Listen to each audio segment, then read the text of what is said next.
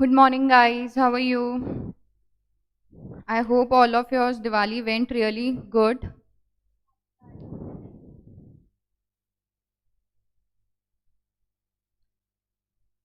Just a second.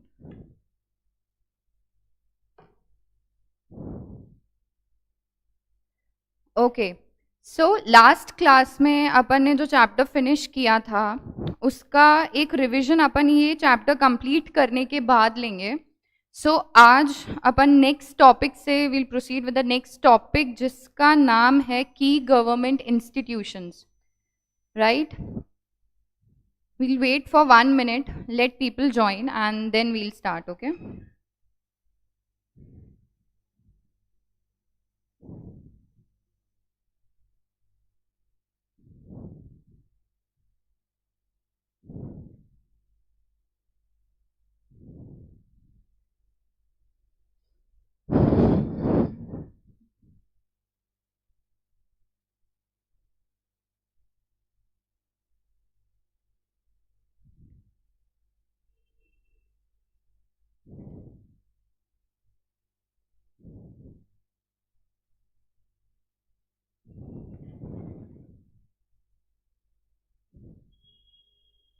ठीक है, we'll start. So the topic is key government institutions. इसका अगर एक ब्रीफ बैकग्राउंड मैं आप लोगों को दूं तो इट्स बेसिकली अपन ने जो चैप्टर स्टार्ट किया था एंटरप्रेन्योरशिप सिनेरियो, राइट, उसके अंदर अपन ने क्या देखा था कि टाइम टू टाइम गवर्नमेंट क्या लेती है, इनिशिएटिव्स लेती है. अपन ने पढ़े थे मेक इन इंडिया था, उसमें से एक स्टैंड अप इंडिया था, स्टार्टअप इंडिया था, ठीक है, स्किल इंडिया था, बहुत सारे इनिशिएटिव्स अपन ने वहां देखे जिनका सोल पर्पस क्या था कि गवर्नमेंट बिजनेस को प्रमोट करना चाहती है. ठीक है, government is concern that people should take initiative for starting their own venture, starting their own business, right. So उस चीज के इनिशिएटिव्स बनने से कुछ नहीं होगा, राइट. इनिशिएटिव्स तो बना लिए बट इनिशिएटिव्स कुछ ऐसी अथॉरिटीज, ऐसे इंस्टीट्यूशंस बनाते हैं, ठीक है, जो आगे जाके उन इनिशिएटिव्स को क्या करते हैं, मॉनिटर करते हैं और ये इंश्योर करते हैं कि यार इनिशिएटिव्स तो हमने पास्ट में बना लिए बट क्या उन इनिशिएटिव्स को पूरा उस तरीके से किया जा रहा है जैसे कि प्लान किया गया था, राइट. एज पर प्लानिंग क्या स्टेप्स लिए जा रहे हैं या नहीं. तो की गवर्नमेंट इंस्टीट्यूशंस, ऐसे एक एग्जांपल लेते हैं, जैसे आपको ध्यान होगा लाइक कंपनीज को रजिस्टर होना पड़ता है कंपनीज एक्ट के अंदर, राइट.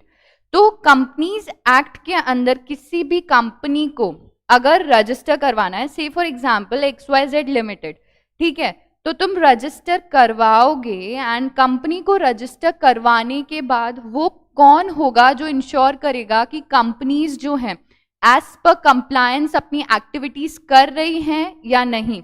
तो उसके लिए ना कुछ बॉडी बनाई गई है, उस बॉडी का नाम है MCA, which is ministry of corporate Affairs, right.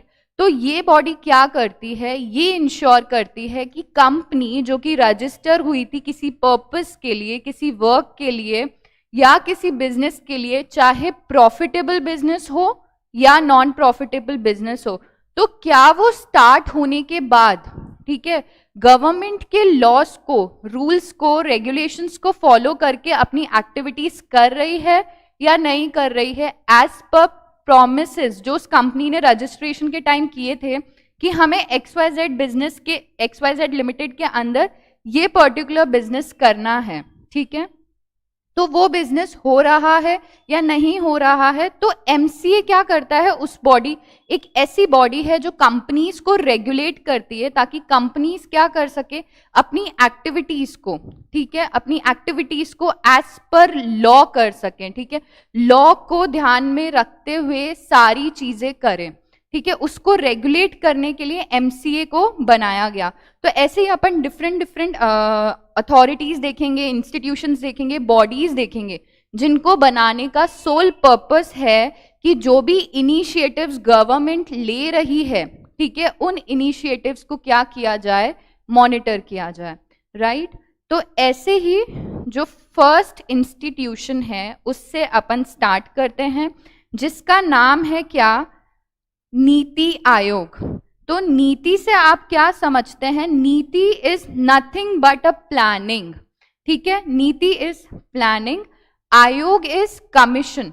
तो इसको अगर सिंपल लैंग्वेज में आप समझेंगे तो नीति आयोग का मतलब है एक प्लानिंग कमीशन। क्या करता है प्लानिंग कमीशन, प्लानिंग कमीशन ये इंश्योर करता है कि जिस जिस सेक्टर में जो जो चीजें हो रही हैं उनको किस तरीके से प्लान किया जाए ताकि आगे जाके उनको किस लेवल पे ले जाया जा सके, इम्प्लीमेंटेशन लेवल पे ले जाया जा सके। तो आप इस पर्टिकुलर टॉपिक को कैसे समझेंगे, नीति आयोग इज नथिंग बट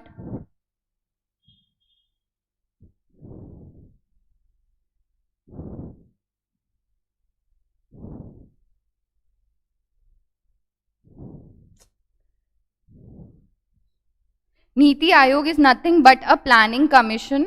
आप इसको इस चीज से समझिए, जिसके ऑब्जेक्टिव्स क्या होते हैं, ठीक है, वो ऑब्जेक्टिव अपन एक एक करके देखेंगे। बट अगर आप इस पर्टिकुलर टॉपिक में अगर वन वर्ड में समझना चाहो तो ये होता है कि जिस जिस सेक्टर में प्लानिंग हो रही है उसका अल्टीमेट एम होता है इकोनॉमिक डेवलपमेंट।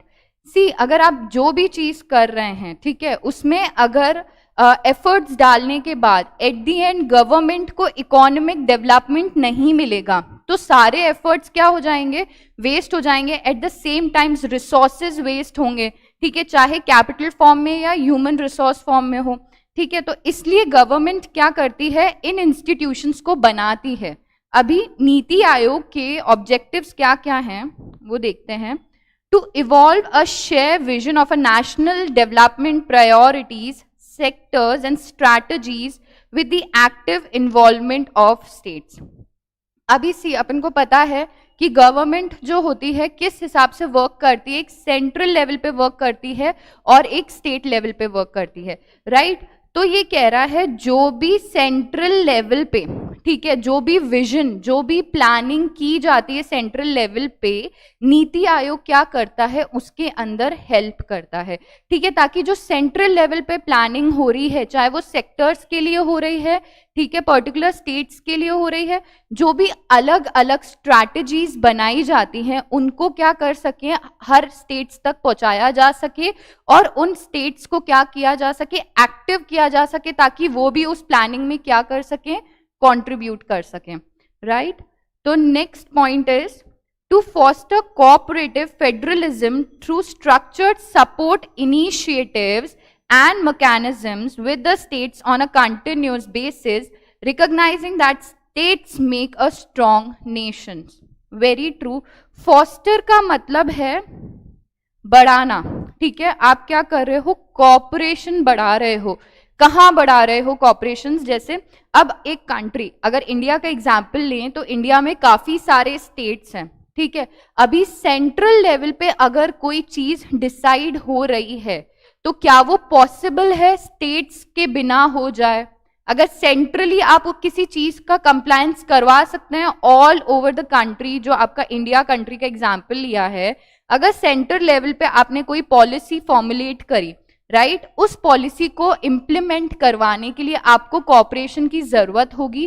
किसके कॉपरेशन की जरूरत होगी, for the entire India, entire India में जितने भी स्टेट्स हैं उन स्टेट्स का कॉपरेशन की नीड आपको होगी। तो उन स्टेट्स के साथ कॉपरेट होके चल सके, नीति आयोग इंश्योर करता है कि हर स्टेट के बीच में क्या है, रिक्वायर्ड कॉपरेशन है, ताकि क्या हो सके, जितने भी इनिशिएटिव्स लिए जा रहे हैं, ठीक है, जितने भी स्टेट्स स्टेट लेवल पे या सेंट्रल लेवल पे, ठीक है, it is a vice versa कि अगर स्टेट लेवल पे हो रहा है तो भी या सेंट्रल लेवल पे भी कोई चीज पॉलिसीज फॉर्मुलेट हो रही है, इनका स्मूथ वे में इम्प्लीमेंटेशन हो। इसलिए क्या होता है, हर स्टेट के बीच में कॉपरेशन होना बहुत जरूरी है और इस कॉपरेशन के लिए क्या करता है, नीति आयोग इंश्योर करता है कि प्रॉपर कम्युनिकेशन है, ठीक है, सारी चीजें, सारा नीडेड सपोर्ट क्या करता है, नीति आयोग प्रोवाइड करवाता है, ठीक है साहब। नेक्स्ट पॉइंट क्या कह रहा है, to develop mechanisms to formulate credible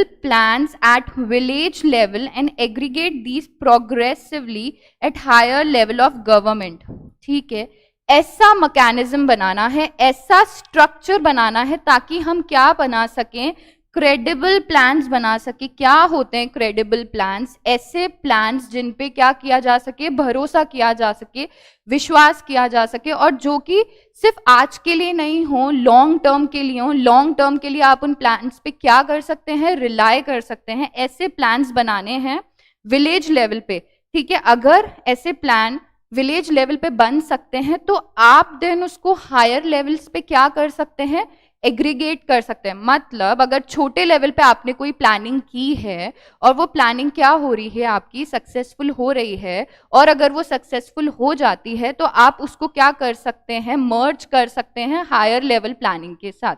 तो यही चीज यहाँ पे बोली गई है कि आपको ऐसे मैकेनिज्म्स, ठीक है, ऐसे मैकेनिज्म बनाने हैं जिससे क्रेडिबल प्लान्स बना सकें, जहां की सिर्फ विलेज लेवल पे ही नहीं हो, उनको आगे जाके क्या गवर्नमेंट के हायर लेवल्स के साथ क्या किया जा सके, प्रोग्रेसिवली मर्ज किया जा सके, राइट?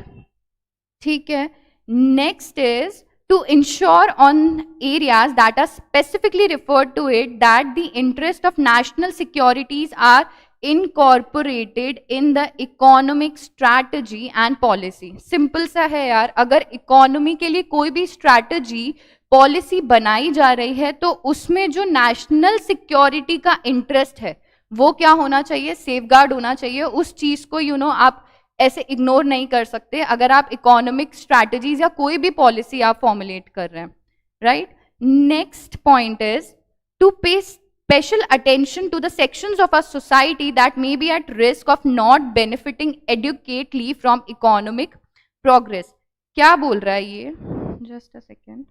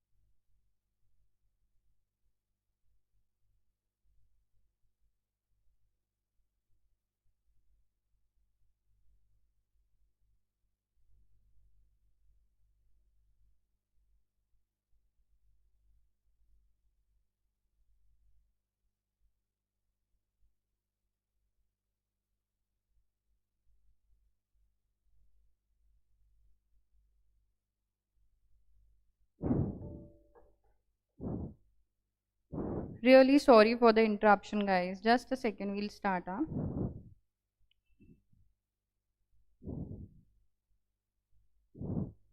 ठीक है, so where were we? We were saying to pay special attention to the sections of our society that may be at a risk of not benefiting adequately from economic progress। See, ऐसे sections, अपनी community के ऐसे sections जिनको अगर economy boost होती है, ठीक है, इकोनॉमी अगर प्रोग्रेस कर रही है तो उसका बेनिफिट क्या है, नहीं मिल पाता है, ठीक है। उन बेनिफिट्स के हित में सोचने के लिए, उनके लिए सोचने के लिए भी क्या करता है नीति आयोग, नेसेसरी एफर्ट्स जो कि रिक्वायर्ड होते हैं बैकवर्ड सेक्टर्स के लिए, बैकवर्ड रीजन्स के लिए, रूरल एरियाज के लिए, विलेजर्स के लिए, वहां पे वो क्या करता है, स्टेप्स लेता है।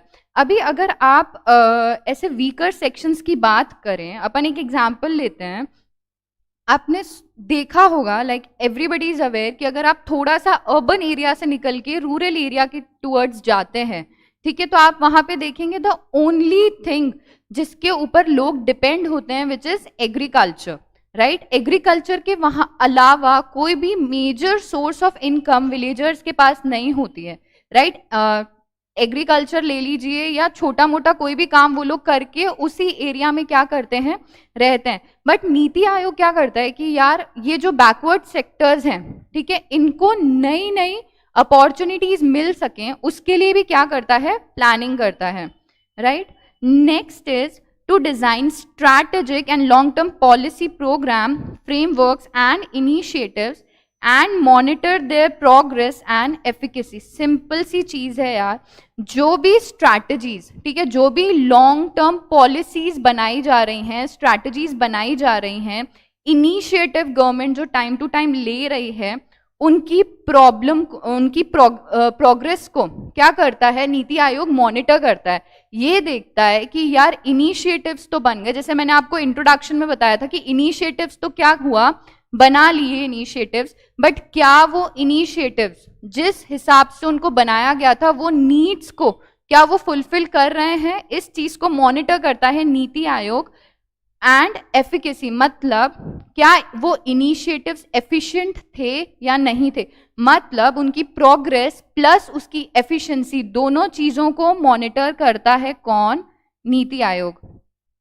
The lessons learned through monitoring and feedback will be used for making innovative improvements including necessary mid-course corrections। मतलब ये बोल रहा है कि अगर आपने मॉनिटरिंग किया, ठीक है, मिड मॉनिटरिंग भी करते हैं, ठीक है, कि मतलब अभी आपका पॉलिसी प्रोग्रेस में है, काम चालू है, एंड आप मिड ऑफ द प्रोजेक्ट के बीच में आप क्या कर रहे हैं, उसको मॉनिटर कर रहे हैं, ये देखने के लिए कि यार हमने जो पॉलिसी बनाई थी, राइट, वो policy as per the needed requirement क्या काम कर रही है या नहीं कर रही है। कैसे करेंगे आप ये चीज, ये आप फीडबैक लेके, जहां पे भी वो पॉलिसी इंप्लीमेंटेशन स्टेज पे है, वहां के लोगों से आप क्या गैदर करेंगे, फीडबैक लेंगे, और उन फीडबैक के बेसिस पे आप डिसाइड करेंगे कि क्या वो पॉलिसी एज नीडेड ऑपरेट हो रही है या नहीं हो रही है, या अगर उसमें कुछ चेंजेस की रिक्वायरमेंट है तो क्या वो चेंजेस मिड लेवल पे किए जा सकते हैं या नहीं किए जा सकते हैं, राइट।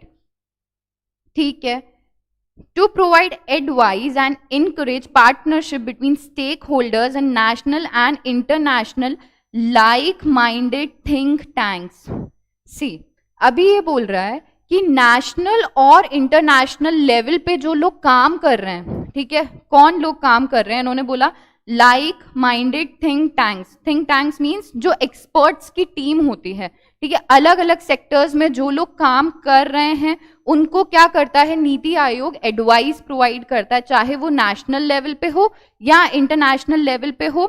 अभी किससे रिलेटेड हो, team of experts, like minded think tanks, like team of experts से रिलेटेड हो, एजुकेशन से रिलेटेड हो या रिसर्च इंस्टीट्यूशन से रिलेटेड हो। तो इन सारी चीजों में क्या करता है नीति आयोग, एडवाइस प्रोवाइड करता है, राइट, गाइडेंस प्रोवाइड करता है।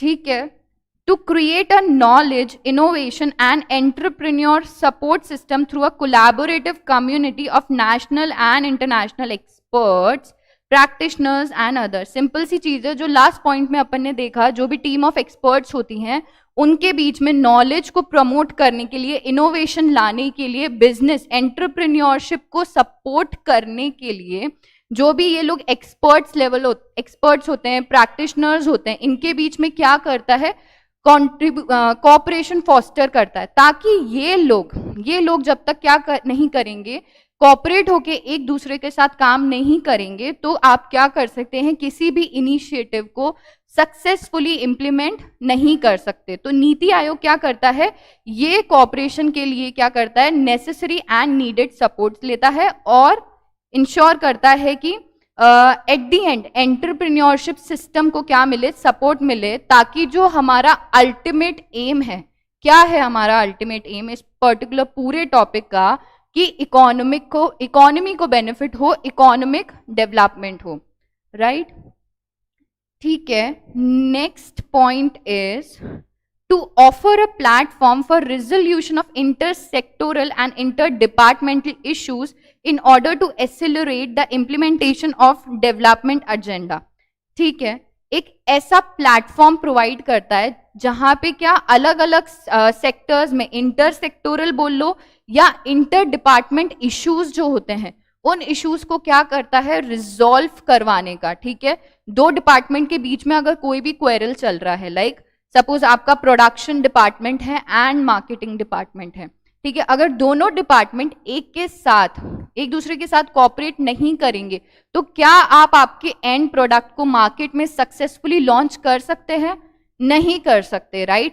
किसी का भी उस चीज में बेनिफिट नहीं है. तो नीति आयोग ये इंश्योर करता है कि जो इंटरसेक्टोरल और इंटर डिपार्टमेंटल कॉन्फ्लिक्ट्स होते हैं उन कॉन्फ्लिक्ट्स को क्या करता है, रिजॉल्व करता है, राइट? ठीक है साहब, नेक्स्ट पॉइंट क्या बोल रहा है, to maintain a state of art resource centre be a repository of research on good governance and best practices in sustainable and equitable development as well as help their dissemination to stakeholders. ये बोल रहा है कि government time to time research करके, ठीक है, या Niti Aayog time to time government जो रिसर्च कर रही है उसके लिए क्या कर रही है, बेस्ट प्रैक्टिसेस गवर्नमेंट को क्या करवा रही है, प्रोवाइड करवा रही है. अब ये प्रैक्टिसेस कैसी होनी चाहिए, ये प्रैक्टिसेस सस्टेनेबल होनी चाहिए. ऐसा नहीं होना चाहिए कि आज आपने बनाई और कल ये जो है पॉलिसी जो है पर्टिकुलरली आप इसको इम्प्लीमेंट ही नहीं कर पा रहे हैं. ठीक है, इन्वायरमेंट फ्रेंडली नहीं है या XYZ कोई भी प्रॉब्लम आ सकती है, तो वो सस्टेनेबल होनी चाहिए, लॉन्ग टर्म के लिए चल सके. ऐसा नहीं हो कि प्लानिंग के टाइम पे भी काफी एफर्ट्स लगे थे एंड इम्प्लीमेंटेशन लेवल पे उसको इम्प्लीमेंट ही नहीं किया जा रहा है, राइट? और इक्विटेबल डेवलपमेंट हो. इक्विटेबल का मतलब अपन ने लास्ट टू लास्ट चैप्टर में पढ़ा था, इक्विटेबल इज नथिंग बट जिसका जितना हक है. ठीक है, जिस सेक्टर में जितना भी डेवलपमेंट होना है उतना डेवलपमेंट हो सके और स्टेक होल्डर्स के बीच में भी अगर कोई प्रॉब्लम्स हैं तो उनको भी क्या किया जा सके, सॉल्व किया जा सके. ये सारी चीजें क्या करता है, नीति आयोग करता है. सी अभी ऊपर से अभी तक जितने भी ये पॉइंट्स आप पढ़ रहे हैं सारे नीचे तक, राइट, इन पॉइंट्स का एक ही एम है कि इकोनॉमी का डेवलपमेंट होना चाहिए. उस डेवलपमेंट के लिए जितनी भी प्लानिंग करनी है, नीडेड सपोर्ट प्रोवाइड करवाना है, चाहे फाइनेंशियल फॉर्म में या कि नॉन फाइनेंशियल फॉर्म में, वो सारी चीजें कौन करता है, नीति आयोग करता है, राइट? तो लास्ट दो तीन पॉइंट्स और हैं, ये देख लेते हैं. To actively monitor and evaluate the implementation of programmes and initiatives including the identification of the needed resources so as to strengthen the probability of success and delivery of scope of delivery. See, यहाँ पे ये घुमा फिरा के वही बातें बोल रहा है कि यार जो भी प्रोग्राम्स, जो भी इनिशिएटिव्स आपने बनाए उसको मॉनिटर करो, इवैल्यूएट करो, ताकि जो एंड रिजल्ट हो वो क्या हो, सक्सेस के फॉर्म में सामने आए, राइट? मतलब जो आपने इनिशिएटिव लिए हैं सूनर और लेटर वो क्या हो, सक्सेस हो. ठीक है, next point is to focus on technology upgradation and capacity building for implementation of programs and initiatives. Simple सी चीज है साहब, ये क्या बोल रहा है कि अगर आपने कोई भी इनिशिएटिव, कोई भी प्लानिंग आपने कर ली, ठीक है, बट आप टेक्नोलॉजी ड्रिवन नहीं हो, ठीक है, आप टेक्नोलॉजी के साथ कनेक्टेड नहीं हो, तो क्या आज के इन्वायरमेंट में आप सस्टेन कर पाओगे? नहीं कर पाओगे. तो नीति आयोग क्या करता है, नीडेड एफर्ट्स लेता है ताकि आप क्या हो, टाइम टू टाइम टेक्नोलॉजी के साथ क्या हो रहे हो, अपग्रेड हो रहे हो, right? Last is to undertake other activities as may be necessary in order to further the execution of national development agenda and objectives mention above. वही बात बोल रहा है घूम फिर के, the concern is on economic development, right? तो ये सारे पॉइंट्स जो अपन ने अभी समझे इसको आप एक बार रीड करेंगे, राइट? इसको आपको सिर्फ समझना है. इनमें से आपसे कोई ऐसे डायरेक्ट MCQ नहीं आएगा कि क्या ये नीति आयोग का ऑब्जेक्टिव है. आपको इन ऑब्जेक्टिव्स को सिर्फ समझना है और सिर्फ एक चीज समझनी है कि ये जो भी चीजें बोल रहे हैं, ये क्रस्क क्या कह रहा है कि आप जितने भी इनिशिएटिव्स, ठीक है, जितने भी आप प्रोग्राम्स बना रहे हैं, ठीक है, नीति आयोग उसके लिए प्लानिंग में भी हेल्प करता है, मॉनिटरिंग में भी हेल्प करता है, needed guidance, advice, support NITI Aayog हर एक चीज प्रोवाइड करता है, ये इंश्योर करने के लिए कि एंड रिजल्ट जो अल्टीमेट एम है इकोनॉमी का, इकोनॉमी के डेवलपमेंट का, वो क्या हो सके, फुलफिल हो सके, right. Next topic is features of NITI Aayog. NITI Aayog को मैंने आपको क्या बोला था, किससे आप इसको कंपेयर किए, कैसे समझिए, एक प्लानिंग कमीशन के फॉर्म में काम करता है नीति आयोग, राइट। नीति is a developing itself as a state of art resource center with the necessary resources, knowledge and skill that will enable it to act with speed, promote research and innovation, provide strategic policy vision for government and deal with contingent issues। ठीक है, ये सारी चीजें अपन ने पढ़ी। यहाँ पे एक नया पॉइंट आया है, contingent issue mean time to time जो भी चेंजेस आ रहे हैं, जिन चेंजेस के बारे में आपको क्या था, नॉलेज नहीं था, या जो एकदम आपको मिटिगेटरी एफर्ट्स लेने पड़ते हैं, ठीक है, उसके लिए भी क्या करता है, नीति आयोग काम करता है, ठीक है। अभी ये क्या बोल रहा है, NITI Aayog's entire gamut of activity, gamut is nothing but group of activities, can be divided into 4 main heads. अभी जैसे ऊपर अपन ने इतने सारे ऑब्जेक्टिव्स पढ़े, उसको आप नट शेल में अगर बात करना चाहें, क्रस्क में अगर समझना चाहें, तो ये 4 मेन हेड्स में क्या कर दिया है, उसको डिवाइड किया है। पढ़ते हैं क्या बोल रहा है। Design policy and programme framework, अपन ने पहले ही देखा कि हमें क्या करना है, प्लानिंग में सपोर्ट करना है। प्लानिंग के टाइम पे आप करोगे, क्या करोगे, पॉलिसी बनाओगे, एक फ्रेमवर्क तैयार करोगे ताकि आप क्या कर सको, इकोनॉमिक डेवलपमेंट के लिए नीडेड एफर्ट्स ले सको, right. Foster cooperative federalism, foster का मतलब मैंने आपको बताया था बढ़ाना, किसी भी चीज को फॉस्टर करना, किसी भी चीज को बूस्ट करना। Cooperative means cooperation and federalism means centre और स्टेट के बीच में नीडेड कोऑपरेशन बना रहे, इसके लिए नीति आयोग क्या करता है, नेसेसरी एफर्ट्स लेता है। Third is monitoring evaluation. अभी पॉलिसी बन गई, फ्रेमवर्क बन गए, प्रोग्राम्स बन गए, बट अगर उसको मॉनिटर करने वाला ही कोई नहीं है, तो क्या आपको लगता है कि विथ टाइम वो policy as a successful policy में कन्वर्ट हो सकती है? नहीं। तो इसके लिए नीति आयोग क्या करता है, टाइम टू टाइम उस पॉलिसीज को, प्रोग्राम्स को, इनिशिएटिव्स को क्या करता है, मॉनिटर करता है, इवैल्यूएट करता है at the mid of policy. अगर इम्प्लीमेंटेशन के बीच में कोई भी नेसेसरी चेंजेस करने हैं, जो अपन ऊपर ऑब्जेक्टिव्स में पढ़ा था, तो क्या वो ऑब्जेक्टिव्स किए जा सकते हैं या नहीं किए जा सकते हैं, इन सब का भी क्या करता है, ख्याल रखता है नीति आयोग कि क्या मैं मिड ऑफ द पॉलिसी में नीडेड चेंजेस मैं ले सकता हूं या नहीं ले सकता हूं, इसके क्या रिस्क होंगे, क्या प्रोज होंगे, क्या कॉन्स होंगे, right. Last is think tank and knowledge and innovation hub. जो अपन ने एक वो पॉइंट देखा था कि जो think tank, group of think tank means experts का ग्रुप, उन लोगों को क्या करता है, एडवाइस प्रोवाइड करवाता है। तो इट इज नथिंग बट, अपन ने जो ऊपर ऑब्जेक्टिव्स में पढ़ा, यहाँ पे नीचे उसको 4 मेन हेडिंग्स में बांट लिया गया, which is design policy and programme framework, foster cooperative federalism, monitoring and evaluation and think tank and knowledge and innovation hub. ठीक है, आगे क्या बोल रहा है साहब, ये the different verticals of NITI provide the requisite coordination and support framework for NITI to carry out its mandate. Means इसकी जो मैंडेटरी चीजें हैं क्या क्या हैं, उसको ये लिस्ट में दे दिया, कौन कौन से वर्टिकल्स, कौन कौन से एरियाज, कौन कौन से सेगमेंट्स में नीति काम करता है, कहाँ कहाँ पे वो कॉपरेशन के लिए हेल्प करता है, कहाँ कहाँ पे वो फ्रेमवर्क पॉलिसी डेवलप करता है, उसको ब्रॉडली इस लिस्ट में क्या किया गया है, कैटेगराइज किया गया है। तो ये लिस्ट किस किस चीजों को इंक्लूड करती है, लाइक एग्रीकल्चर सेक्टर में हेल्प करता है, हेल्थ सेक्टर ले लो, वुमेन एंड चाइल्ड डेवलपमेंट ले लो, गवर्नमेंट एंड रिसर्च ले लो, HRD is human resource department. HR department आप आगे जाके जब पढ़ेंगे तो आपको पता चलेगा, HR डिपार्टमेंट कंपनीज में होता है जो ह्यूमन रिसोर्स के लिए काम करता है, उनके बीच में कॉपरेशन के लिए काम करता है, राइट।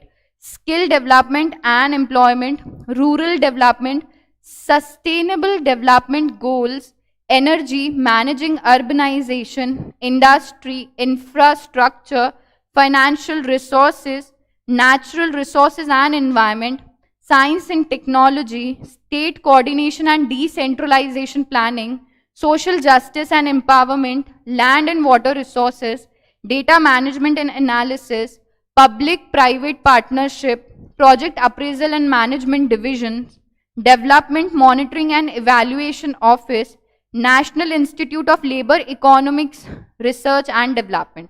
सी इस चीज को आपको मेमोराइज नहीं करना है, आपको सिर्फ ये ध्यान रखना है कि ये सेक्टर्स हैं जहां पे नीति आयोग क्या करता है, ऑपरेट करता है, काम करता है, और इन सेक्टर्स के अंदर जो नीडेड एफर्ट्स चाहिए होते हैं उसमें क्या करता है नीति आयोग, एक तरह की हेल्प प्रोवाइड करवाता है. इसको आपको क्रैम नहीं करना है. नेचुरली अगर आपको जो भी टर्म्स याद रह सकें इट्स गुड, नहीं याद रहेगा तो कोई प्रॉब्लम नहीं है. You just have to memorise कि हाँ ठीक है पर्टिकुलर सेगमेंट्स में काम करता है. बेसिक देख लीजिए, एग्रीकल्चर देख लीजिए, हेल्थ देख लीजिए, गवर्नमेंट एंड रिसर्च देख लीजिए. जो चीजें आपको याद इजी फॉर्म में रह सकती हैं. आपको ऐसा नहीं होगा कि बैठ के 23 सेक्टर्स की लिस्ट आपको याद करनी है, ऐसा अपन को नहीं करना है. सिर्फ एक बार रीड करना है, थोड़ा रीड करना है and you will get a click of it in exam, right. ठीक है. सो अभी अपन ने नीति आयोग किया, एक बार उसको रिवाइज करते हैं. Niti Aayog is nothing but it is compared to just understand, just compare it with a planning commission. एक ऐसा कमीशन जो अलग अलग सेक्टर में क्या इकोनॉमिक डेवलपमेंट के लिए क्या करता है, नीडेड एफर्ट्स लेता है, नीडेड प्लानिंग करता है, उसको मॉनिटर करता है, फेडरलिज्म प्रमोट करता है एंड जो भी चीजें अपन ने ऊपर पढ़ी, मतलब जो भी चीजें हैं XYZ जो भी कहेंगे एट दी एंड आके बात कहाँ पे रुक रही है, इकोनॉमिक डेवलपमेंट पे बात रुक रही है, राइट. ठीक है. सो नेक्स्ट इंस्टीट्यूट इज साथ. नाम से ही समझ में आ रहा है क्या बोल रहा है, sustainable action for transforming human capital. ठीक है. सस्टेनेबल से क्या समझते हैं, ये वर्ड तो अब याद हो जाना चाहिए, इतनी बार देख लिया अपन ने कि सस्टेनेबल मीन्स जो लॉन्ग टर्म तक हमारा साथ निभाए, जो लॉन्ग टर्म तक हमारे साथ आगे जा सके. अभी एक एग्जाम्पल लेते हैं. सपोज इंडिया का जो अभी पॉपुलेशन है अराउंड 140 करोड़ है, राइट. अगर अप्रोक्स आप समझें 140 करोड़ का पॉपुलेशन है इंडिया में, तो इसमें से अगर एग्जाम्पल लें, ठीक है, 20 करोड़ जो हैं वो लोग कौन हैं, जो लोग की ओल्ड है, ठीक है, ओल्ड एज वाले लोग. एंड 20 करोड़ ही अगर आप ले लें तो ये लोग कौन हैं, चिल्ड्रंस, ठीक है, बिलो 18 ईयर्स वाले जो लोग हैं, जो अभी भी पढ़ रहे हैं, जो काम नहीं कर रहे हैं. तो ठीक है, अगर आपने ये 20 हटा दिया तो we are left with rest 100 crore. ये कौन है, इंडिया का यूथ है, राइट. तो ये 100 करोड़ लोग क्या काम कर रहे हैं, हर कोई एम्प्लॉयड है नहीं, because the major reason behind this is कि इंडिया में जो एजुकेशन है, लोगों के पास एजुकेशन नहीं है, पढ़ने के लिए क्या है, पैसा नहीं है, राइट. तो लोग पढ़े हुए नहीं हैं, जो पढ़े हुए हैं आधे लोग जॉब करते हैं, आधे लोग बिजनेस करते हैं. बट इसमें से भी अगर मेजॉरिटी आप निकालेंगे काउंट, तो ऐसा होगा 60% लोग जो हैं they are what, they are uneducated. Uneducated के साथ साथ इस 60% में मोर देन 80% आप देखेंगे जो कि क्या है, अनएम्प्लॉयमेंट है, ठीक है, अनएम्प्लॉयड है, काम नहीं कर रहे हैं. तो जैसे सोचिए, जैसे आप और मैं, जैसे आप लोग अभी पढ़ रहे हैं, मैं काम कर रही हूं, मैं आपको पढ़ा रही हूं, तो मेरी ही तरह दूसरे जो लोग हैं, हर कोई लोग कुछ ना कुछ एफर्ट्स डाल के अगर काम करें तो अपनी इकोनॉमी क्या बूस्ट नहीं होगी, नेसेसरी होगी, राइट. तो उसके लिए ये एंटिटी बनाई गई, ये इंस्टीट्यूशन बनाया गया जिसका नाम क्या है, sustainable action for transforming human capital. Means human capital को इम्प्रूव करना, ठीक है, जितने भी नीडेड एफर्ट्स हैं ह्यूमन कैपिटल के लिए, उनको पढ़ाना लिखाना ट्रेनिंग प्रोवाइड करवाना, ये सारी चीजों को इंश्योर कौन करता है? साथ इंश्योर करता है। It is important exam point of view से, इसका फुल फॉर्म आपको याद होना चाहिए। साथ stands for sustainable action for transforming what? Transforming human capital, right. तो आगे देखते हैं साथ क्या बोल रहा है। The program for sustainable action for transforming human capital focuses on two main sectors.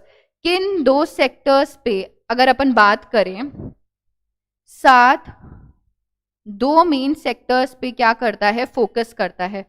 First is education and second is health. तो एजुकेशन सेक्टर के लिए क्या करता है? काम करता है, और हेल्थ सेक्टर के लिए भी। चलो इसके लिए भी एक एग्जाम्पल लेते हैं। फॉर एग्जाम्पल आप लोग CS बन गए, राइट।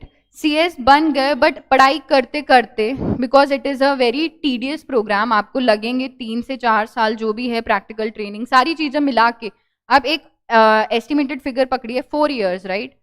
4 years के अंदर आप एजुकेशन, आपने डिग्री तो हासिल कर ली, बट आपकी बॉडी का मूवमेंट नहीं हो रहा है, राइट। और उसके ही साथ साथ आपको क्या हो रही है? कुछ प्रॉब्लम्स हो रही हैं, ठीक है, एक्सर्शन हो रहा है, आपकी हेल्थ पे इफेक्ट पड़ रहा है। तो साथ क्या करता है? आप पढ़ें भी, प्लस साथ में आपकी हेल्थ भी जो रहे, क्या रहे? सही रहे। क्योंकि पढ़ लिए बट अगर आप काम ही नहीं कर सकते तो क्या होगा? इस इनिशिएटिव का, इस इंस्टीट्यूट का जो सोल पर्पस है वो ही सॉल्व नहीं होगा। तो इसलिए ये दो मेन सेक्टर्स पे बात करता है। One is health and other one is education. Education देना और लोगों की हेल्थ के बारे में भी क्या करना? ध्यान रखना। तो हेल्थ से आप क्या समझते हैं? Proper hospital amenities facilities provide करना, सिर्फ अर्बन सेक्टर में ही नहीं, रूरल सेक्टर में भी, राइट। तो उसके लिए साथ क्या करता है? काम करता है। ये बोल रहा है साथ focuses on two main sectors, education and health, and to build 3 role model states. Means इन्होंने क्या किया? 2 सेगमेंट्स पे फोकस किया। हमने एजुकेशन ले लिया, हमने हेल्थ ले लिया, उसके बाद हमने क्या किया? 3 स्टेट्स को लिया, ठीक है। अभी आप पूरे ग्रैंड लेवल पे पूरे इंडिया को कवर करना चाहेंगे तो आप इम्प्लीमेंटेशन को मॉनिटर नहीं कर पाएंगे। तो साथ इंस्टीट्यूट ने क्या किया? इसने 3 रोल मॉडल स्टेट्स लिए, जहां पे उन्होंने क्या? नीडेड एफर्ट्स लिए एजुकेशन और हेल्थ सेक्टर में। क्या बोल रहा है? ये कौन से हैं 3 स्टेट्स? देखते हैं आगे। After an elaborate selection process based on challenge method, 3 states namely Jharkhand, Madhya Pradesh and Odisha were selected for the project, right। साथ ने क्या किया?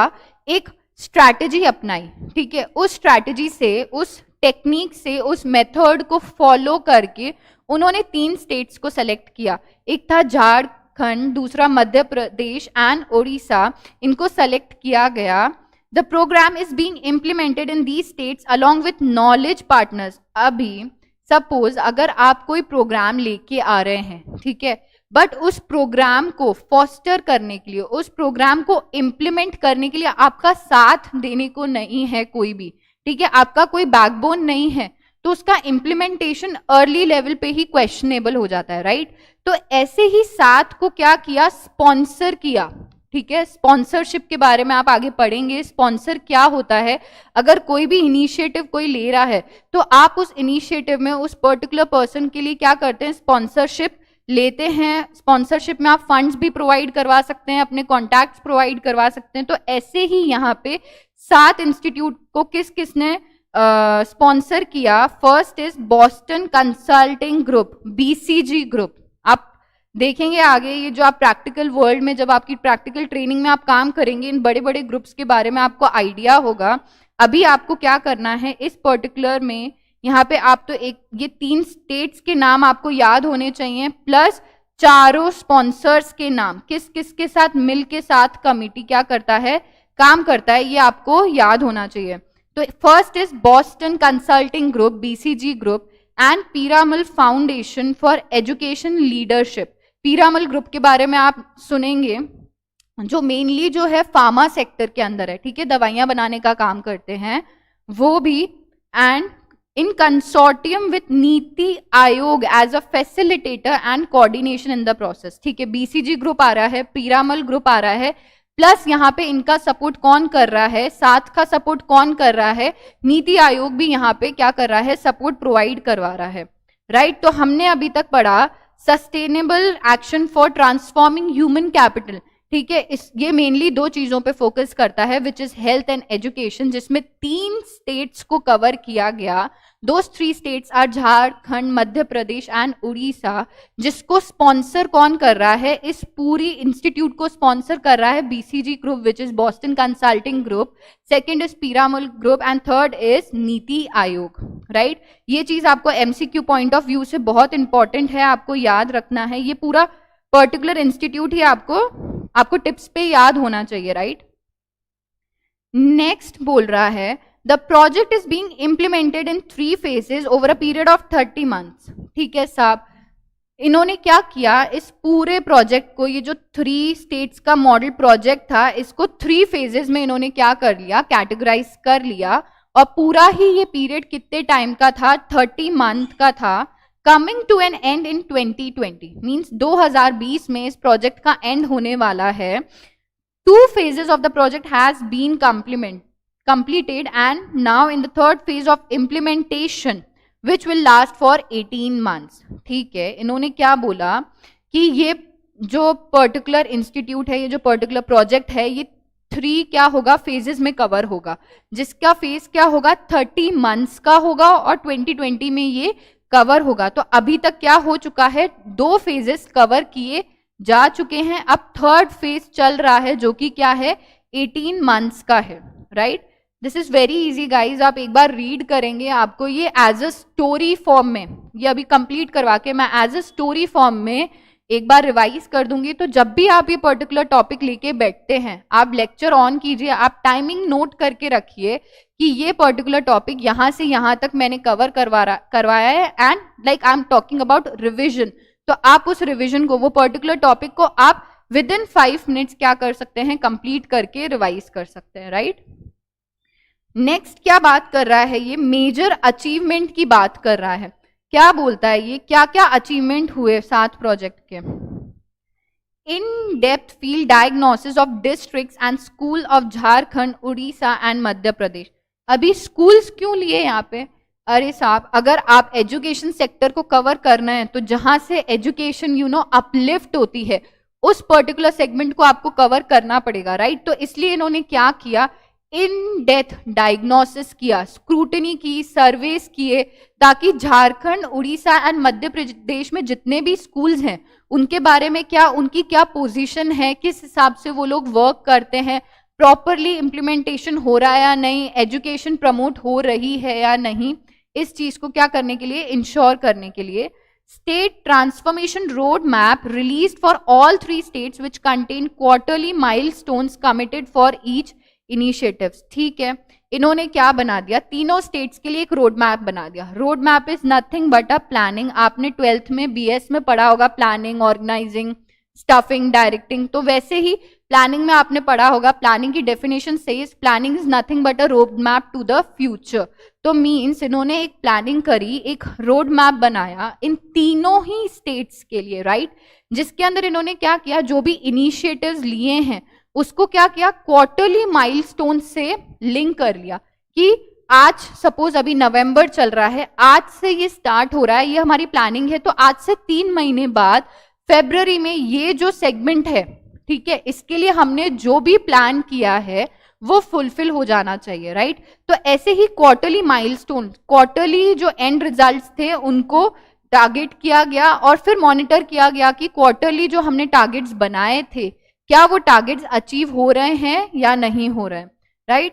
Next is critical intervention including school mergers, remediation program, training, monitoring, teacher recruitment, rationalization, institutional reorganization at district and state level and proper utilization of MIS। MIS क्या होता है, management information system, IT को भी include कर दिया, in execution mode since January 2018, right. जनवरी 2018 से इन्होंने क्या करना है, इसको एग्जीक्यूशन स्टेज पे लेके आए हैं। यहाँ पे ये क्या बोल रहा है, critical intervention including school merger, मतलब ऐसे स्कूल्स, ठीक है, जो कि वीक हैं, ठीक है, जिनके पास नीडेड फाइनेंशियल रिसोर्सेज नहीं है, प्रॉपर ट्रेनर्स नहीं है, वहां पे टीचर्स नहीं है वहां पे बच्चों को पढ़ाने के लिए, तो उन वीकर सेक्शन स्कूल्स को, ठीक है, जो कि वीकर हैं, उनको हमने क्या कर दिया, मर्ज कर दिया ऐसे स्कूल्स के साथ जिनका मार्केट में रेपुटेशन बहुत अच्छा है, लोग चाहते हैं कि हमारे बच्चे क्या करें, वहां पे पढ़ें, तो उन्होंने क्या किया, ऐसे स्कूल्स को मर्ज कर लिया ताकि क्या हो, मिलकर आप क्या कर सके, एजुकेशन को और फॉस्टर कर सकें और प्रमोट कर सके, टीचर्स को नीडेड ट्रेनिंग प्रोवाइड की गई, रिक्रूट किया गया टीचर्स को, जहां पे भी टीचर्स की रिक्वायरमेंट कम थी वहां पे रिक्रूट किया गया, चाहे अब आप इसको डिस्ट्रिक्ट लेवल पे ले लें, स्टेट लेवल पे भी ले लें, ठीक है, और ये एग्जीक्यूशन के स्टेज में है सिंस 2018 जनवरी, तभी तो ये खत्म होगा इन 2020, राइट। अपन ने ऊपर देखा कि ये 3 फेजेस में चलेगा, 30 मंथ्स का है, जनवरी 2018 से स्टार्ट हुआ था, 30 महीने के अंदर क्या हो जाएगा, खत्म हो जाएगा, right. Next is progress of the project is being monitored. अभी प्रोग्रेस कौन मॉनिटर कर रहा है इस प्रोजेक्ट की, which is NSG, which is national steering group and central project monitoring unit at national level and state project monitoring unit at state level, ठीक है। National level पे अगर आप बात करेंगे, एक तो मॉनिटर कौन कर रहा है, नेशनल स्टीयरिंग ग्रुप मॉनिटर कर रहा है। अगर आप इसको सेंट्रल लेवल पे बात करेंगे तो CPMU मॉनिटर कर रहा है, स्टेट लेवल पे बात करेंगे तो SPMU मॉनिटर कर रहा है, राइट। ये चीज आपको ध्यान रखनी है। एक बार क्विकली रिवाइज कर लेते हैं। Be attentive guys, I know it is very difficult कि कंटिन्यू मैं बोल रही हूँ, there is no you know cross interaction, तो थोड़ा सा डिफिकल्ट होता है एक जगह फोकस करके मेरे को सुने जाना। I am really sorry for that, I hope this corona and soon, but अभी और कोई ऑप्शन नहीं है, राइट, ठीक है। हमने पढ़ा साथ क्या है, sustainable action for transforming human capital, ठीक है। ये एक इंस्टीट्यूट बनाया गया जो मेजरली 2 सेक्टर्स पे क्या करता है, फोकस करता है, one is health and second one is education. और इन्होंने अपने रिसर्च से क्या किया, 3 स्टेट्स को सेलेक्ट किया, one is Jharkhand, then Madhya Pradesh and Orissa. और इन स्टेट्स को स्पॉन्सर कौन कर रहा है, 7 को स्पॉन्सर कर रहा है BCG, Boston consulting group, Piramal foundation with NITI Aayog, right. अब इस प्रोजेक्ट को लाया गया किस फेजेस में, 3 फेजेस में, 3 फेजेस के अंदर ये कवर होगा over a period of 30 months, ठीक है। 30 महीने के अंदर ये कवर होगा, जो कि एंड होगा 2020 में। 2 फेजेस ऑलरेडी कवर हो चुके हैं और लास्ट फेज चल रहा है, जो कि कितने मंथ्स का है, 18 मंथ्स का है। उसके बाद कुछ अचीवमेंट्स यहाँ इन्होंने बताया, ये अचीवमेंट्स आप एक बार रीड कर लीजिएगा। एंड इसने बोला कि ये एग्जीक्यूशन में कब से है, जनवरी 2018 में। इसको मॉनिटर कौन कर रहा है, time to time, which is NSG, which is national steering group. किसके साथ, सेंट्रल लेवल पे बात करेंगे तो CPMU, which is central project monitoring unit, और स्टेट लेवल पे बात करेंगे तो state project monitoring unit, right. तो अभी तक अपन ने एक नीति आयोग कंप्लीट किया है,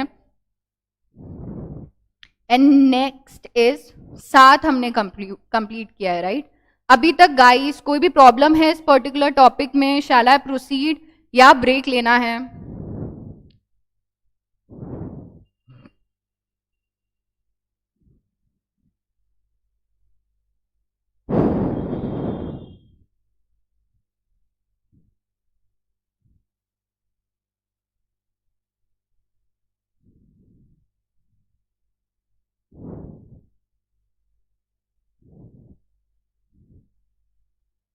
सो शुड आई प्रिज्यूम कि किसी को कोई प्रॉब्लम नहीं है किसी भी पॉइंट में? Shall I proceed guys, please reply.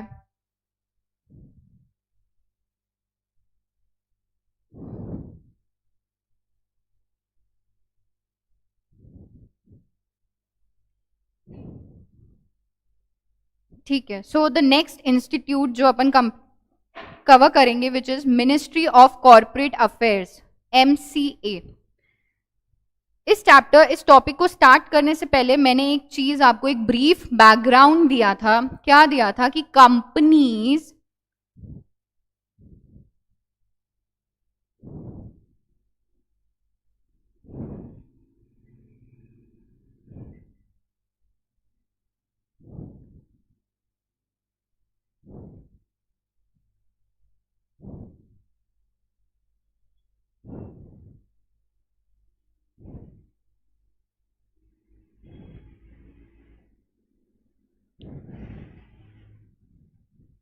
ठीक है, I am sorry guys, something is really wrong with this pen. ठीक है, ये क्या बोल रहा है, अगर आपको कोई भी कंपनी इंडिया में बनानी है, राइट, आपने सुना होगा कि कंपनीज रजिस्टर हो जाती हैं, बट बहुत सारी कंपनीज, या आप अभी आगे पढ़ेंगे जब आप कंपनीज एक्ट इन डेप्थ पढ़ेंगे तो आपको पता चलेगा, जब कोई भी कंपनी एक पिक्चर में आती है रजिस्ट्रेशन होकर, ठीक है, वो अपने नीडेड एक्टिविटीज के लिए रजिस्टर होके काम करना जब मार्केट में स्टार्ट करती है, तो ठीक है, बहुत सारी कंपनीज हैं जो स्कैम्स करती हैं, राइट। आपने किंगफिशर का विजय माल्या वाला स्कैम सुना होगा, या आपने अभी एक रीसेंट आई थिंक आप लोगों ने देखी है, नहीं देखी है तो प्लीज आपके एग्जाम्स के बाद ये चीज देखना, जो आपको स्टॉक मार्केट की सारी नॉलेज वगैरह देगी, ठीक है, स्कैम 1992 जो हुआ था, ठीक है, ऐसे स्कैम मार्केट में हो रहे हैं, लाइक विजय माल्या वाला स्कैम, ठीक है, जिसके अंदर करोड़ों करोड़ों रुपए क्या थे, मार्केट के लगे हुए थे।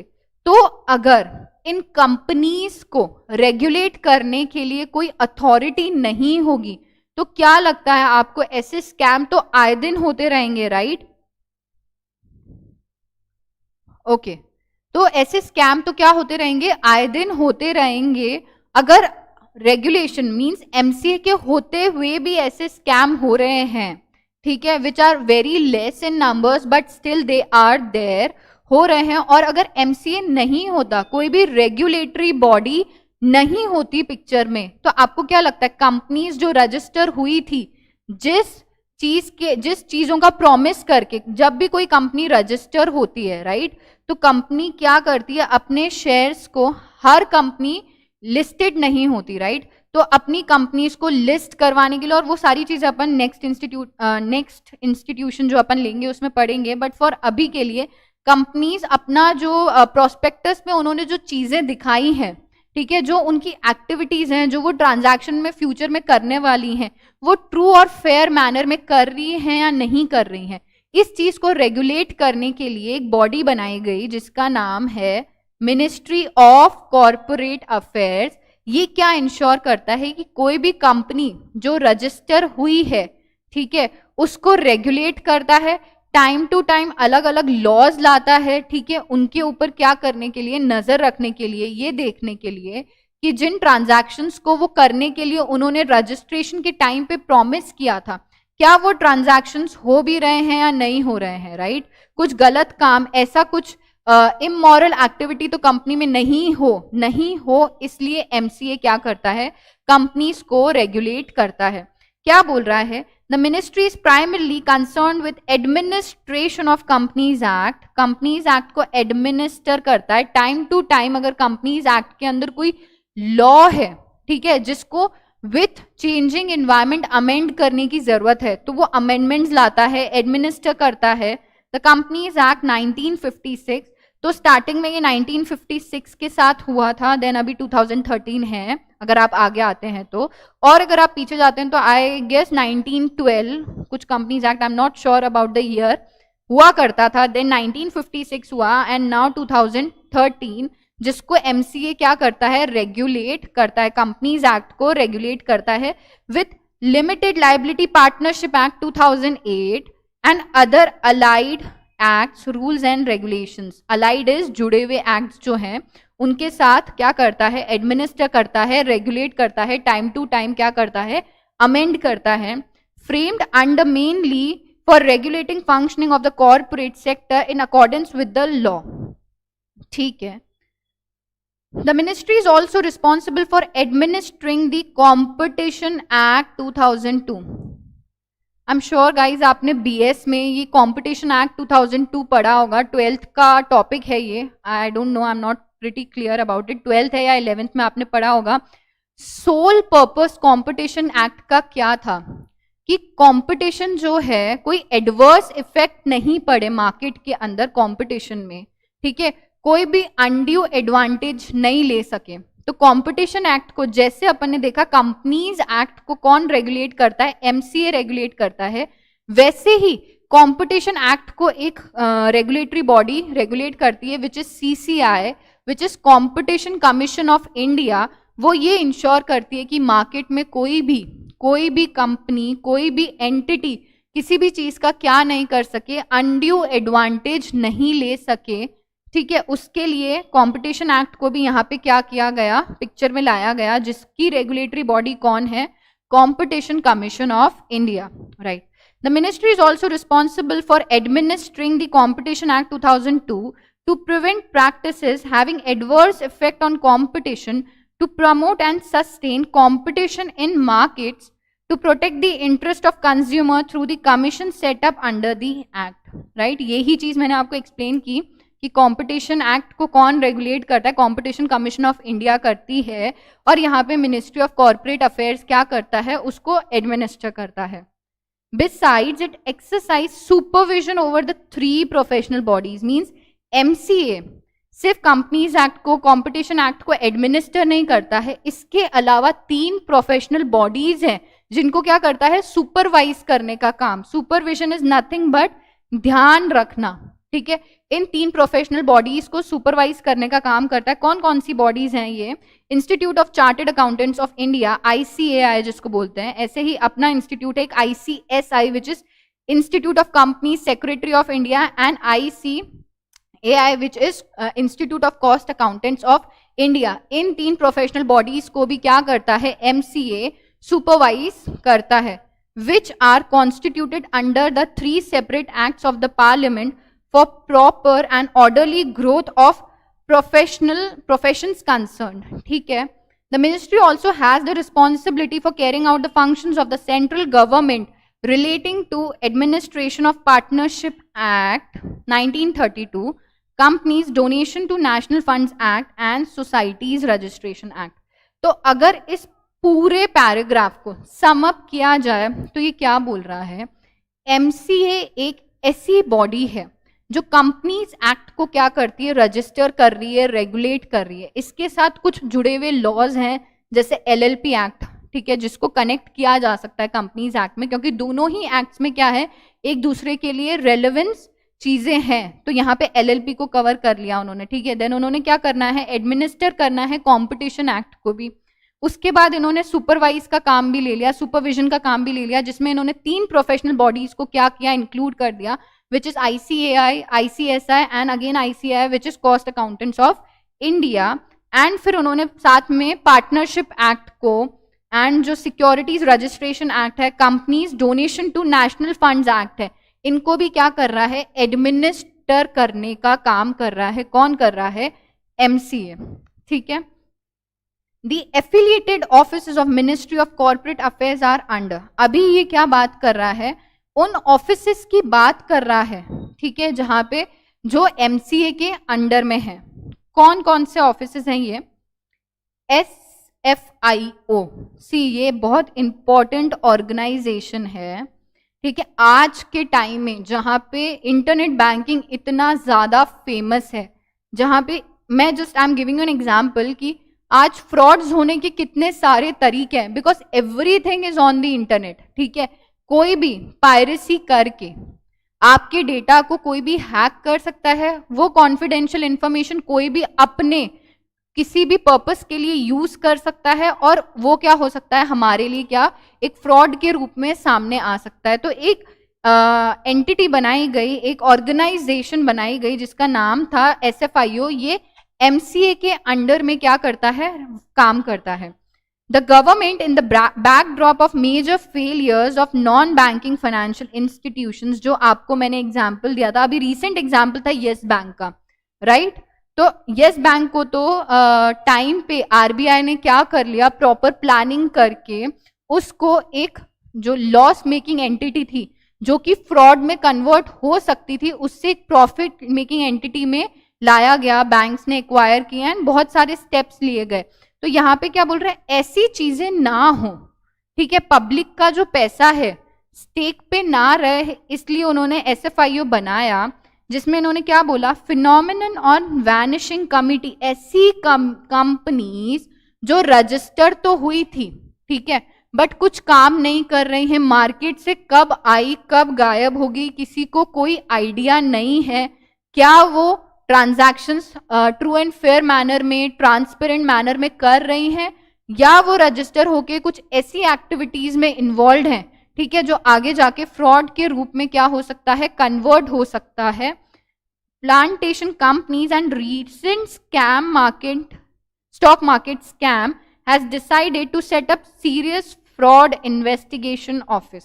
ठीक है साहब, जो ये बहुत रीसेंट कैपिटल मार्केट में जो अपना स्टॉक मार्केट होता है उसमें आए दिन फ्रॉड्स होते रहते हैं, ठीक है, उन चीजों को देख के या दूसरे नॉन फाइनेंशियल इंस्टीट्यूशंस के जो फ्रॉड हो रहे हैं, इन सारी चीजों को, ऐसी कंपनीज जो रजिस्टर तो हो गई, काम नहीं कर रही, कर भी रही हैं तो क्या कर रही हैं, इन सारी चीजों को देखते हुए, इन स्कैम्स को देखते हुए SFIO को क्या किया गया, लॉन्च किया गया, जिसका पर्पस क्या है, a multidisciplinary organisation to investigate corporate frauds.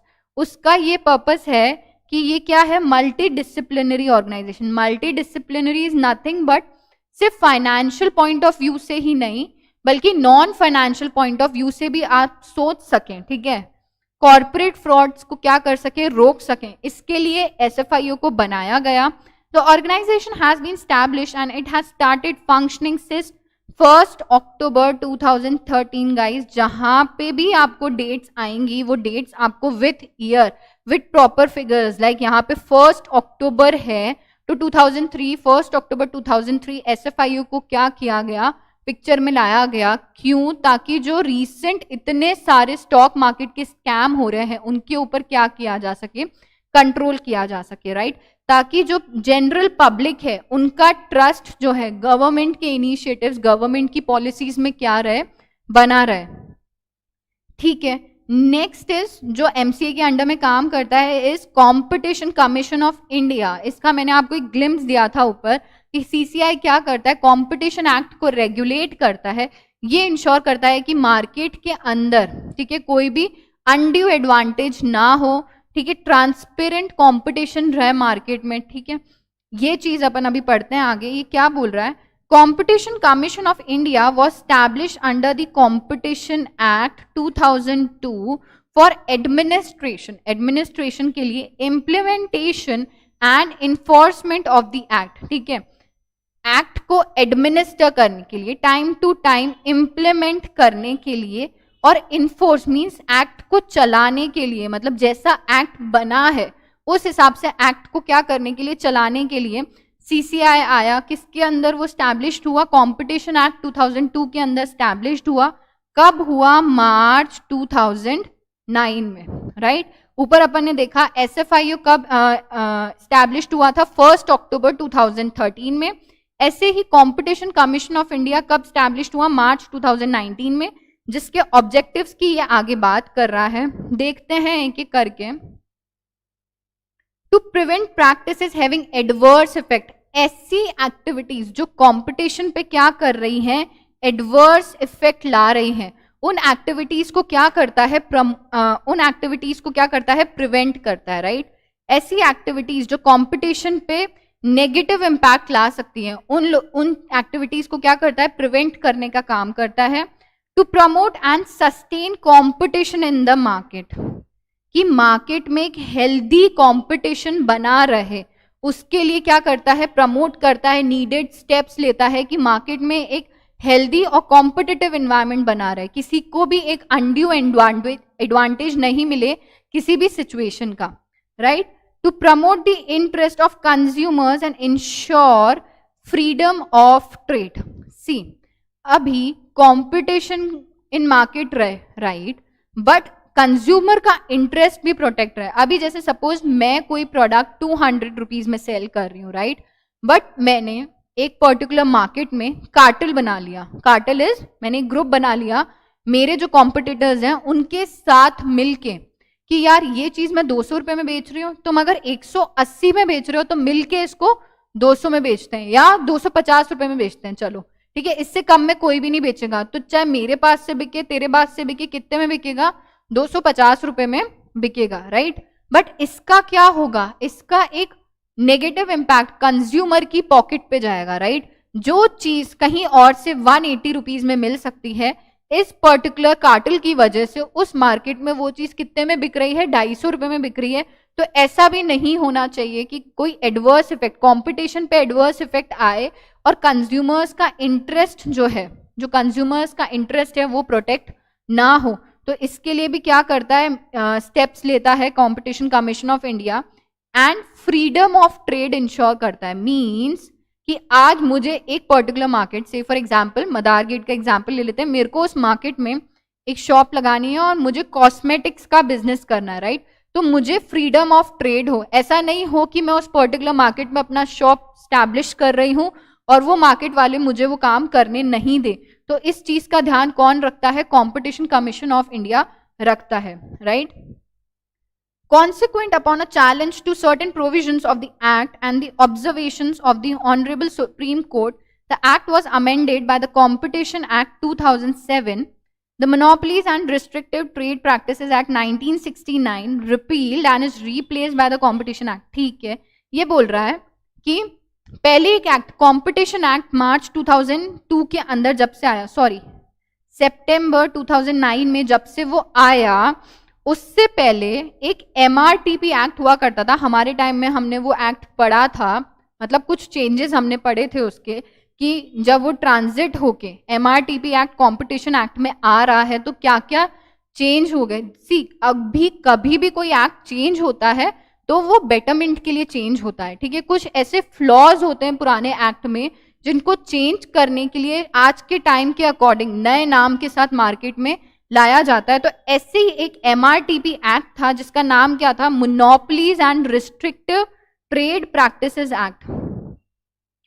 क्यों इसको चेंज किया गया, क्योंकि जो MRTP नाम से ही पता चलता है, जो एक्ट था वो बहुत रिस्ट्रिक्टिव एक्ट था, हर एक चीज के ऊपर रोक लगाने की बात करता था, rather than being facilitative act. Means consumer के पॉइंट ऑफ व्यू से, ठीक है, ट्रेडर्स के पॉइंट ऑफ व्यू से ना सोचते हुए एक रिस्ट्रिक्टिव एक्ट था, तो उसको रिप्लेस किया गया, उसको चेंज किया गया विथ कॉम्पिटिशन एक्ट 2002, जो इफेक्ट में कब से आया, सितंबर 2009, राइट। मींस बन तो 2002 में गया था बट एक्चुअली इंप्लीमेंट कब हुआ, 1 सितंबर 2009। ये एक अच्छा पॉइंट है, आपको याद रखना पड़ेगा, जिसका नोटिफिकेशन डेटेड है अगस्त 2009। मींस नोटिफाई हुआ 28 अगस्त को और 1 सितंबर से क्या हुआ, ये एक्ट लॉन्च हो गया, ठीक है।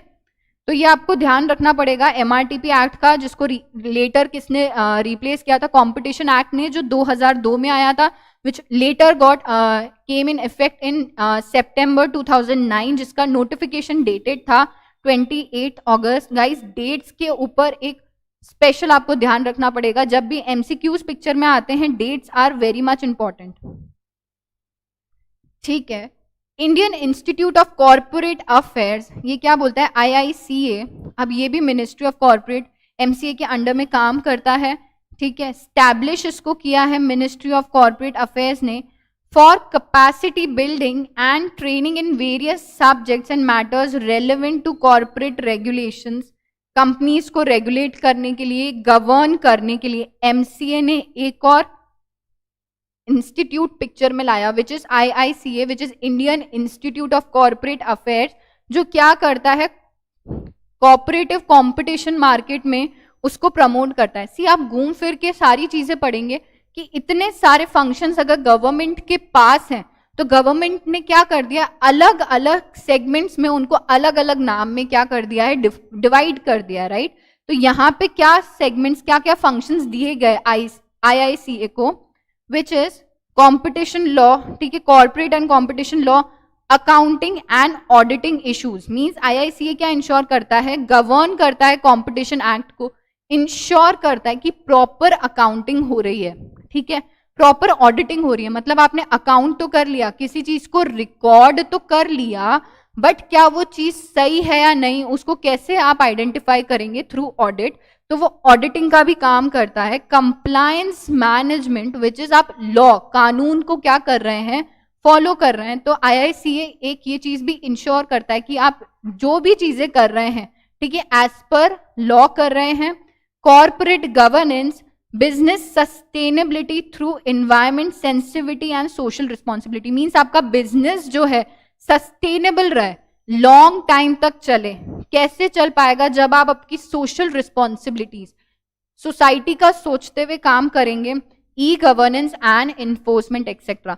तो ये सारी चीजें हैं जो आईआईसीए करता है। क्या करता है? एडमिनिस्टर करता है कॉम्पिटिशन लॉ को, अकाउंटिंग प्रॉपर हो, ऑडिटिंग हो, कॉर्पोरेट गवर्नेंस रहे, ठीक है, लॉ का कंप्लायंस हो, अपने जो बिजनेस हैं वो सस्टेनेबल रहे, ई गवर्नेंस, इन्फोर्समेंट रहे, जो भी चीजें बन रही हैं वो इन्फोर्स हो रही हैं या नहीं, इन सारी चीजों को ध्यान रखता है। कौन ध्यान रखता है? Indian institute of corporate Affairs, right. Next क्या बोल रहा है? One of the wings of IICA, the ICLS Academy has the responsibility for conducting the induction and advanced training for probationary officers belonging to Indian Corporate Law Service। सी, जो civil practitioners होते हैं, जो civil services में होते हैं, ठीक है, UPSC के जो लोग एग्जाम्स देते हैं, ठीक है, ये लोग जो हैं उनको एक नीडेड ट्रेनिंग की जरूरत होती है, राइट, एक प्रोफेशनल ट्रेनिंग की जरूरत होती है। तो आईआईसीए का एक डिपार्टमेंट या एक विंग कह लीजिए आप, ठीक है, एक पर्टिकुलर डिपार्टमेंट है आईसीएलएस अकेडमी, ठीक है, वो क्या करता है? प्रोफेशनल एडवांस ट्रेनिंग प्रोवाइड करवाता है उन लोगों को जो कि अभी भी प्रोबेशनरी ऑफिसर्स हैं। प्रोबेशनरी मींस अभी तक पक्का उनका जॉब, वो जिस भी सेक्टर में काम कर रहे हैं, सिविल सेक्टर में जिस भी डिपार्टमेंट में काम कर रहे हैं, वो अभी वहां के लिए पक्के एम्प्लॉय नहीं बने हैं, उनका प्रोबेशन पीरियड चल रहा है, राइट। तो उस पीरियड के अंदर जो उनको ट्रेनिंग चाहिए होती है उस जॉब को सक्सेसफुली करने के लिए, वो ट्रेनिंग क्या करता है? आईआईसीए का एक डिपार्टमेंट विच इज आईसीएलएस, वो प्रोवाइड करवाता है by providing all the technical and needed advance training provide करवा के, right. The institute has been designed with an eye on the future to provide platform for dialogue, interaction and partnership between government, corporate investors, civil society, professionals, academicians and other stakeholders in the emerging 21st century। ठीक है, मतलब project के point of view से, future के point of view से ये यहाँ पे बात कर रहा है। आपको पर्टिकुलरली एमसीए में क्या ध्यान रखना है कि एमसीए के इस पैराग्राफ में क्या क्या उसके फंक्शंस हैं, ठीक है, और कौन कौन सी एफिलिएटेड ऑफिसेज हैं, कौन कौन से डिपार्टमेंट है जिसको एमसीए के अंडर कवर किया गया। तो एक एसएफआईओ था, उसका डेट आपको याद रखना है, विच इज 1 अक्टूबर 2003। सेकेंड था सीसीआई, जो कि कब पिक्चर में आया था? कॉम्पिटिशन एक्ट 2002 के अंदर पिक्चर में आया था। कॉम्पिटिशन एक्ट से पहले एक एमआरटीपी एक्ट हुआ करता था, उस एमआरटीपी एक्ट को क्या किया? रिप्लेस किया। रिप्लेस क्यों किया? क्योंकि वो एक्ट बहुत रिस्ट्रिक्टिव था, rather than being facilitative act, उसको क्या किया गया? रिप्लेस किया गया। रिप्लेस कब किया? कॉम्पिटिशन एक्ट से रिप्लेस किया इन 2002, बट वो एक्चुअल पिक्चर, एक्चुअल इफेक्ट में कब से आया? 1 सितंबर 2009 से आया, जिसका नोटिफिकेशन कब आया था? 28 अगस्त 2009 में उनका नोटिफिकेशन आया था, राइट। अब इसके अलावा एक और डिपार्टमेंट था आईआईसीए, जिसको ठीक है स्टैब्लिश किया था एमसीए ने। इसके अंदर उसकी रेलेवेंट फंक्शंस अपन ने देखे कि वो क्या करता है? कॉम्पिटिशन लॉ को एडमिनिस्टर करता है, अकाउंटिंग के लिए, ऑडिटिंग के लिए, कॉर्पोरेट गवर्नेंस के लिए, बिजनेस को प्रमोट करने के लिए जो भी नीडेड एक्शंस होते हैं उसको मॉनिटर करता है, असिस्टेंस प्रोवाइड करवाता है। उसके अलावा उसका एक और डिपार्टमेंट है जिसका नाम है आईसीएलएस अकेडमी, जो क्या करता है? जो भी सिविल सर्विसेज के प्रोबेशनल ट्रेनीज होते हैं उनको टेक्निकल ट्रेनिंग प्रोवाइड करवाने का क्या करता है? काम करता है, राइट। ठीक है, इसके आगे वाला जो टॉपिक है हम 2-4 मिनट का ब्रेक लेते हैं, फिर उसके बाद ये टॉपिक स्टार्ट करते हैं, which I suppose will be the last topic for today and most probably by tomorrow first half, like अगर 2 आवर्स की क्लास होती है या 1.5 आवर्स, जो जितनी का भी टाइम अपन को रिक्वायर्ड होगा, उसमें अपन ये टॉपिक कवर करके एंड प्रॉपरली क्या कर लेंगे, रिवाइज कर लेंगे, सो दैट आप एक बार मेरे साथ रिवाइज कर देंगे and just give it like half an hour reading by yourself at home, तो आपका ये टॉपिक बहुत अच्छे से प्रिपेयर हो जाएगा। सिर्फ समझना है गाइज, एक बार समझ में आ गया तो आपको क्रैम करने की क्या नहीं पड़ेगी, जरूरत नहीं पड़ेगी। ठीक है, will take a 5 minutes break. It's 12:25, 12:30 पे स्टार्ट करते हैं securities and exchange board of India. Thank you.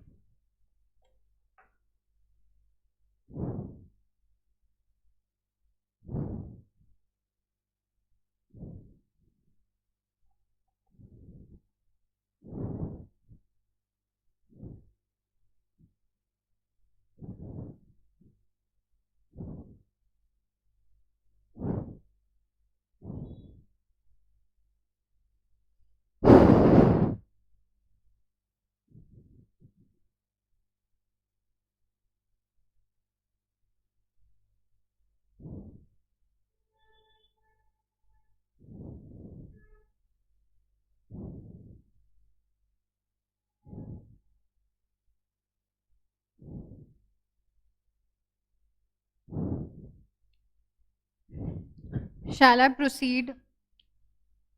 ठीक है, सो द नेक्स्ट इंस्टीट्यूट जो अपन देखेंगे, securities and exchange board of India, this is one of the most important institute. सिर्फ इस पर्टिकुलर आपके एग्जाम पॉइंट ऑफ व्यू से भी नहीं, प्रैक्टिकली आप इस चीज का रेलेवेंस आगे जैसे जैसे आप अपने कोर्स के साथ आगे बढ़ेंगे ना, आगे जाके जब प्रैक्टिकली आप मार्केट में काम करेंगे, ठीक है, कहीं भी जॉब करेंगे या बिजनेस करेंगे, आपको इस पर्टिकुलर सेगमेंट की नॉलेज होना बहुत ज्यादा जरूरी है। ठीक है, securities and exchange board of India क्या बोलता है, ये एक एक्ट था, आप सब अवेयर होंगे।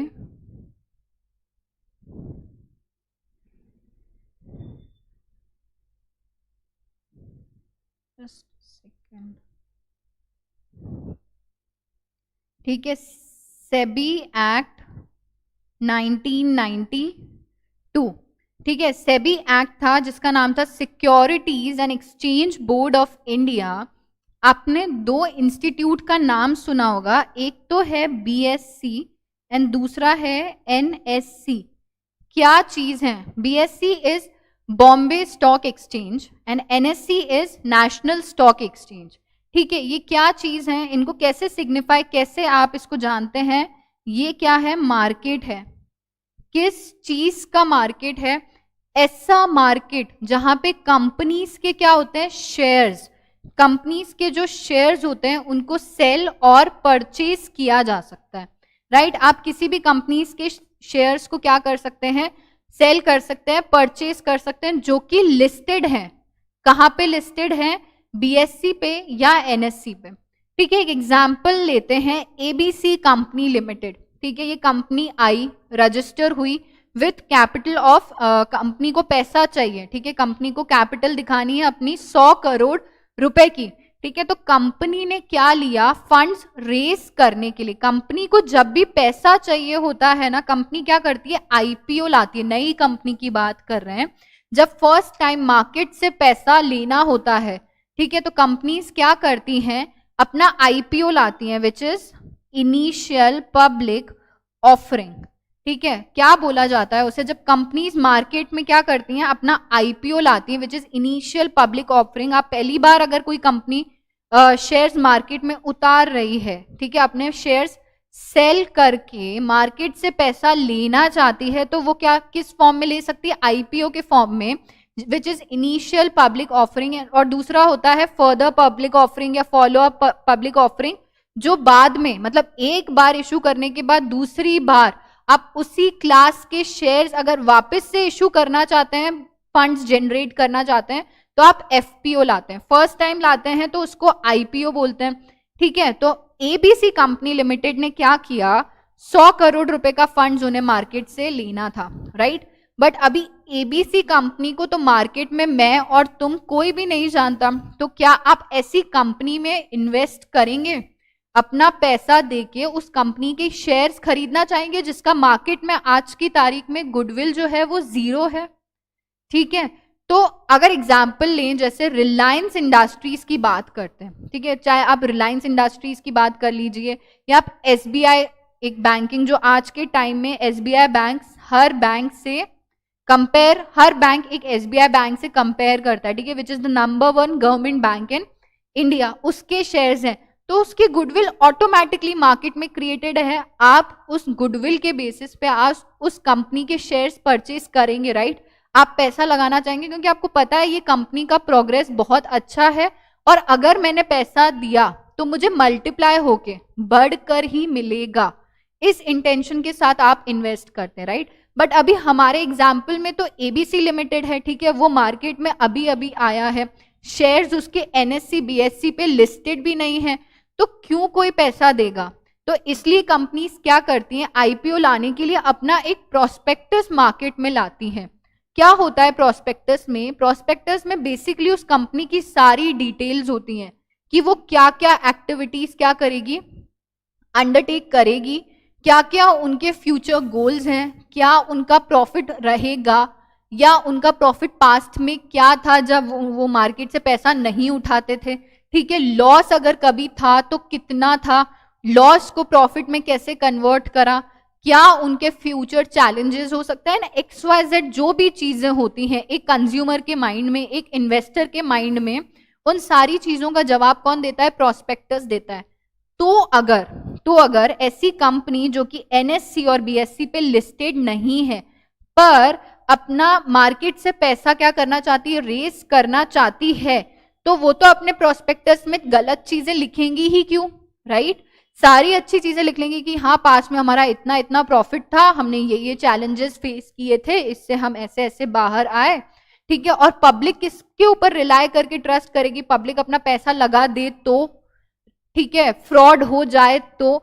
इस चीज के लिए सेबी पिक्चर में आता है, क्योंकि सेबी जैसे एक MCA कंपनीज एक्ट को रेगुलेट करता है, वैसे ही Securities and exchange board of India वो किसको रेगुलेट करता है? कैपिटल मार्केट को रेगुलेट करता है, ठीक है। कैपिटल मार्केट को रेगुलेट करता है, जो इन्वेस्टर्स हैं उनके इंटरेस्ट को प्रोटेक्ट करता है, राइट।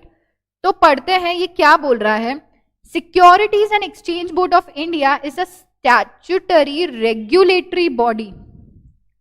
स्टैट्यूटरी का मतलब लॉ को फॉलो करके बनाई गई है, एंड रेगुलेटरी का मतलब है कैपिटल मार्केट को रेगुलेट करने के लिए, ठीक है। Statutory regulatory body means law को ध्यान में रखते हुए इसको बनाया गया है, एंड कैपिटल मार्केट को रेगुलेट किया जा सके इसलिए बनाया गया है, राइट।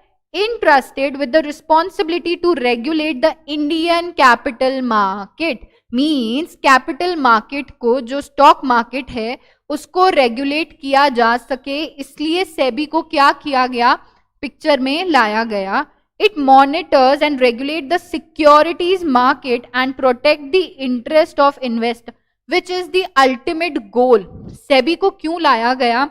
कि एंड जो इन्वेस्टर्स हैं, ठीक है, इन्वेस्टर्स जो कैपिटल मार्केट में पैसा लगा रहे हैं उनके साथ कोई फ्रॉड नहीं हो जाए, उनके साथ कोई धोखा नहीं हो जाए। उस धोखे को हटाने के लिए, उस धोखे को प्रिवेंट करने के लिए सेबी क्या करता है? इन्वेस्टर्स के इंटरेस्ट को प्रोटेक्ट करता है। कैसे करेगा प्रोटेक्ट?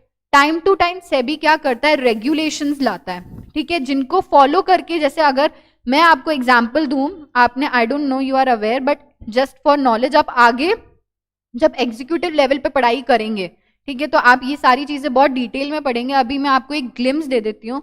लाइक ICDR एक रेगुलेशन है सेबी का।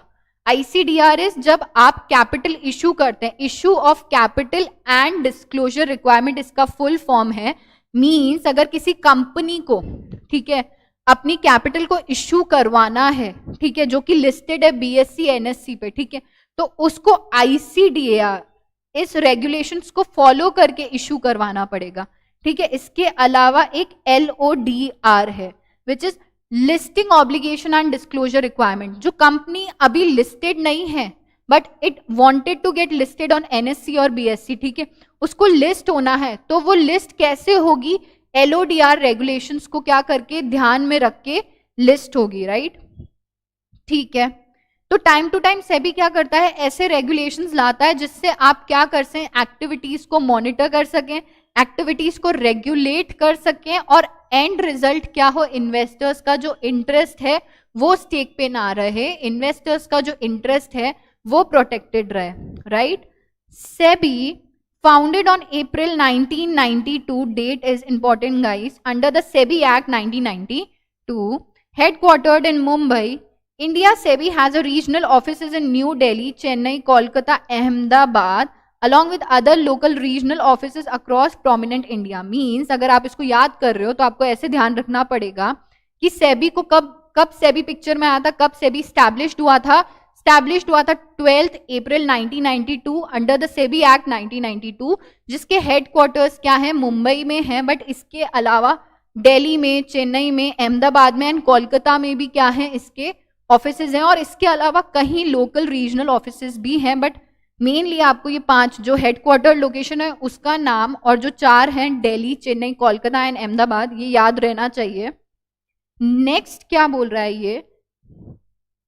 The objective of SEBI is to ensure that Indian capital market works in a systematic manner and provide investors with transparent environment for their investment। Means transparent means पर्दानशी means things are crystal clear, आप clearly देख के सोच के समझ के फिर invest करें। ये सारी स्टेप्स क्या करता है, सेबी उठाता है इन्वेस्टर्स के इंटरेस्ट को क्या करता है, प्रोटेक्ट करने के लिए। To put it simply, the primary reason for setting up SEBI was to prevent malpractices in the capital market. Malpractices nothing means but fraud, right? Malpractices in the Indian capital market of India and promote the development of capital market. ना ही सिर्फ frauds को prevent किया जाएगा, but कोशिश ये की जाएगी कि इंडियन कैपिटल मार्केट को, स्टॉक मार्केट को और क्या कर सके, हम डेवलप कर सकें, ठीक है, अच्छे से डेवलप कर सकें। इसके लिए भी नीडेड एफर्ट्स, नीडेड स्टेप्स जो है सेबी टाइम टू टाइम लेता रहता है। कैसे लेता है, रेगुलेशंस इंपोज करके, उन रेगुलेशंस को फॉलो करके अगर कोई काम करेगा तो सारी चीजें ट्रांसपेरेंट मैनर में होंगी, right. The preamble of securities exchange, preamble is the introduction जो पार्ट होता है, जो स्टार्टिंग वाला पार्ट होता है किसी भी एक्ट का, वो होता है प्रीएम्बल।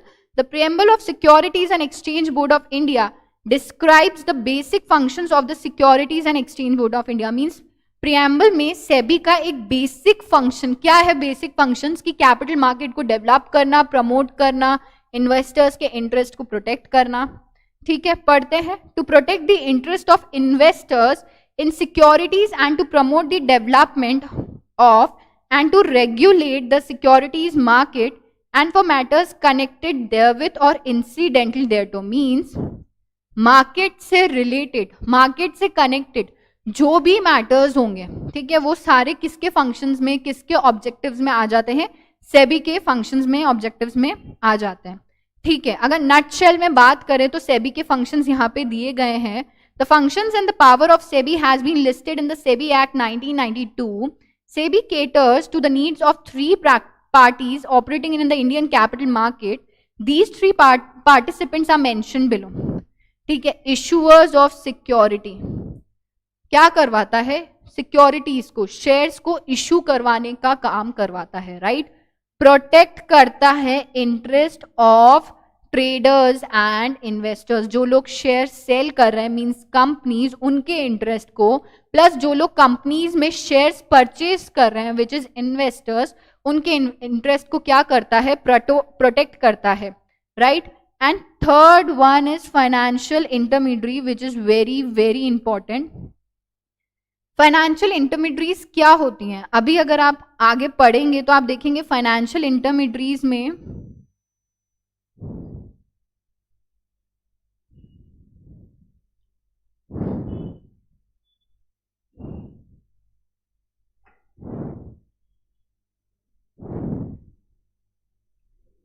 एक मर्चेंट बैंकर नाम के लोग होते हैं, राइट। ये लोग क्या करते हैं, शेयर्स का इशू लाने में हेल्प करते हैं। Merchant bankers help in issuance of share capital, right. इसके अलावा एक अंडरराइटर्स होते हैं जो क्या करते हैं, इशू को सब्सक्राइब करवाने का। अभी शेयर्स तो मर्चेंट बैंकर्स क्या किया उन्होंने, मर्चेंट बैंकर्स शेयर्स मतलब इशू लाने में हेल्प कर रहे हैं, ठीक है।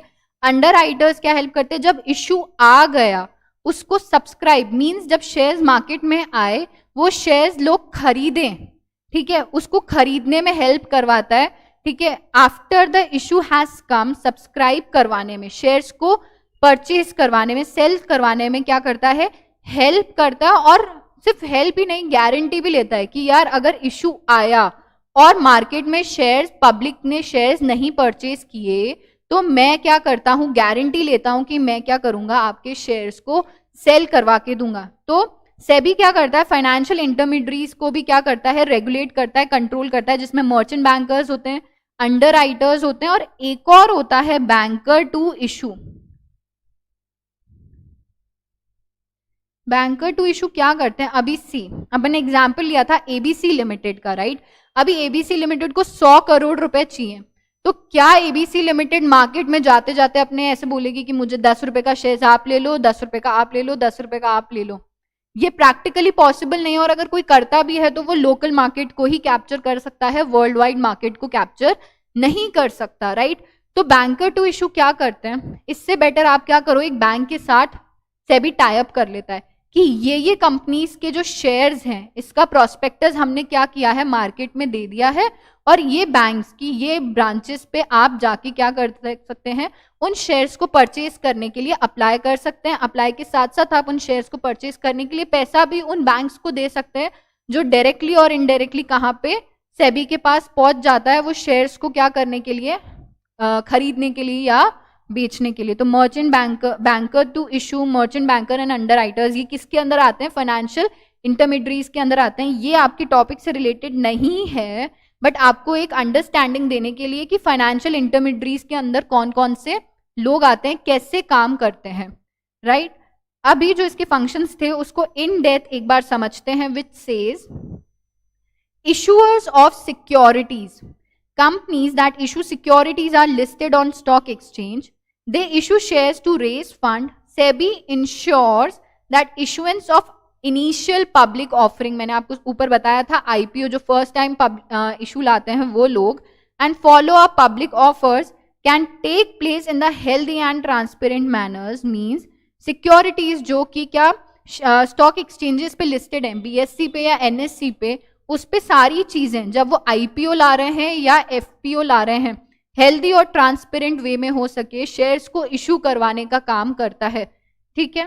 Protect the interest of traders and investors, ठीक है। सोल पर्पस सेबी का यही है कि वो ट्रेडर्स और इन्वेस्टर्स के इंटरेस्ट को क्या करता है, प्रोटेक्ट करता है। It is a fact that the capital markets are functioning just because the traders exist. Means companies बेचने के लिए हैं shares, तभी तो capital market चल रहा है। अगर companies के पास अपने shares market में बेचती ही नहीं तो capital market कैसे work करता, right? SEBI is responsible for safeguarding their interest and ensuring that the investors do not become victim of any stock market fraud or manipulation. Means SEBI क्या करता है, चाहे ट्रेडर्स हो, चाहे कंज्यूमर्स हो, investors हो, उनके इंटरेस्ट को प्रोटेक्ट करता है। कैसे प्रोटेक्ट करता है, रेगुलेशंस इंपोज करके प्रोटेक्ट करता है। रेगुलेशंस होंगी तो फ्रॉड होने के चांसेस क्या होते हैं, ऑटोमेटिकली रिड्यूस हो जाते हैं। Next is financial intermediaries. SEBI act as a mediator in a stock market to ensure that all the market transactions take place in a secure and smooth manner. It monitors every activity of financial intermediaries such as broker, sub-broker, NBFCs, etc. ठीक है, ये देखा अपन ने ऊपर। Financial intermediaries means functions होते हैं सेबी के, securities को इशू करवाना, इंटरेस्ट प्रोटेक्ट करना किसका, ट्रेडर्स का और इन्वेस्टर्स का, एंड इंटरमीडियरीज का मींस मिडिलमैन, मीडिएटर का काम करता है सेबी, ठीक है। ठीक है साहब, इसके अंदर लास्ट टॉपिक है पावर्स ऑफ सेबी। क्या बोल रहा है ये, securities and exchange board of India has the following 3 powers. अभी आप अगर इंडिया लेवल पे, इंडियन कॉन्स्टिट्यूशन की बात करें तो एक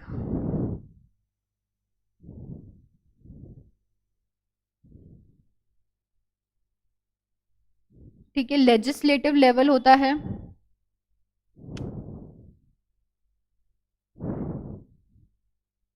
ठीक है। नेक्स्ट इज एग्जीक्यूटिव लेवल, ठीक है, and last is judicial level. अगर ब्रॉडर एक क्रस्क फॉर्म में बात की जाए तो लेजिस्लेटिव लेवल पे क्या होता है, लॉज बनाए जाते हैं, कानून को बनाया जाता है लेजिस्लेटिव लेवल पे, राइट। एग्जीक्यूटिव लेवल पे क्या किया जाता है, ये इंश्योर किया जाता है कि लेजिस्लेटिव लेवल पे जो लॉज बनाए गए थे क्या वो इम्प्लीमेंट हो रहे हैं, एग्जीक्यूट हो रहे हैं, वो इंश्योर किया जाता है।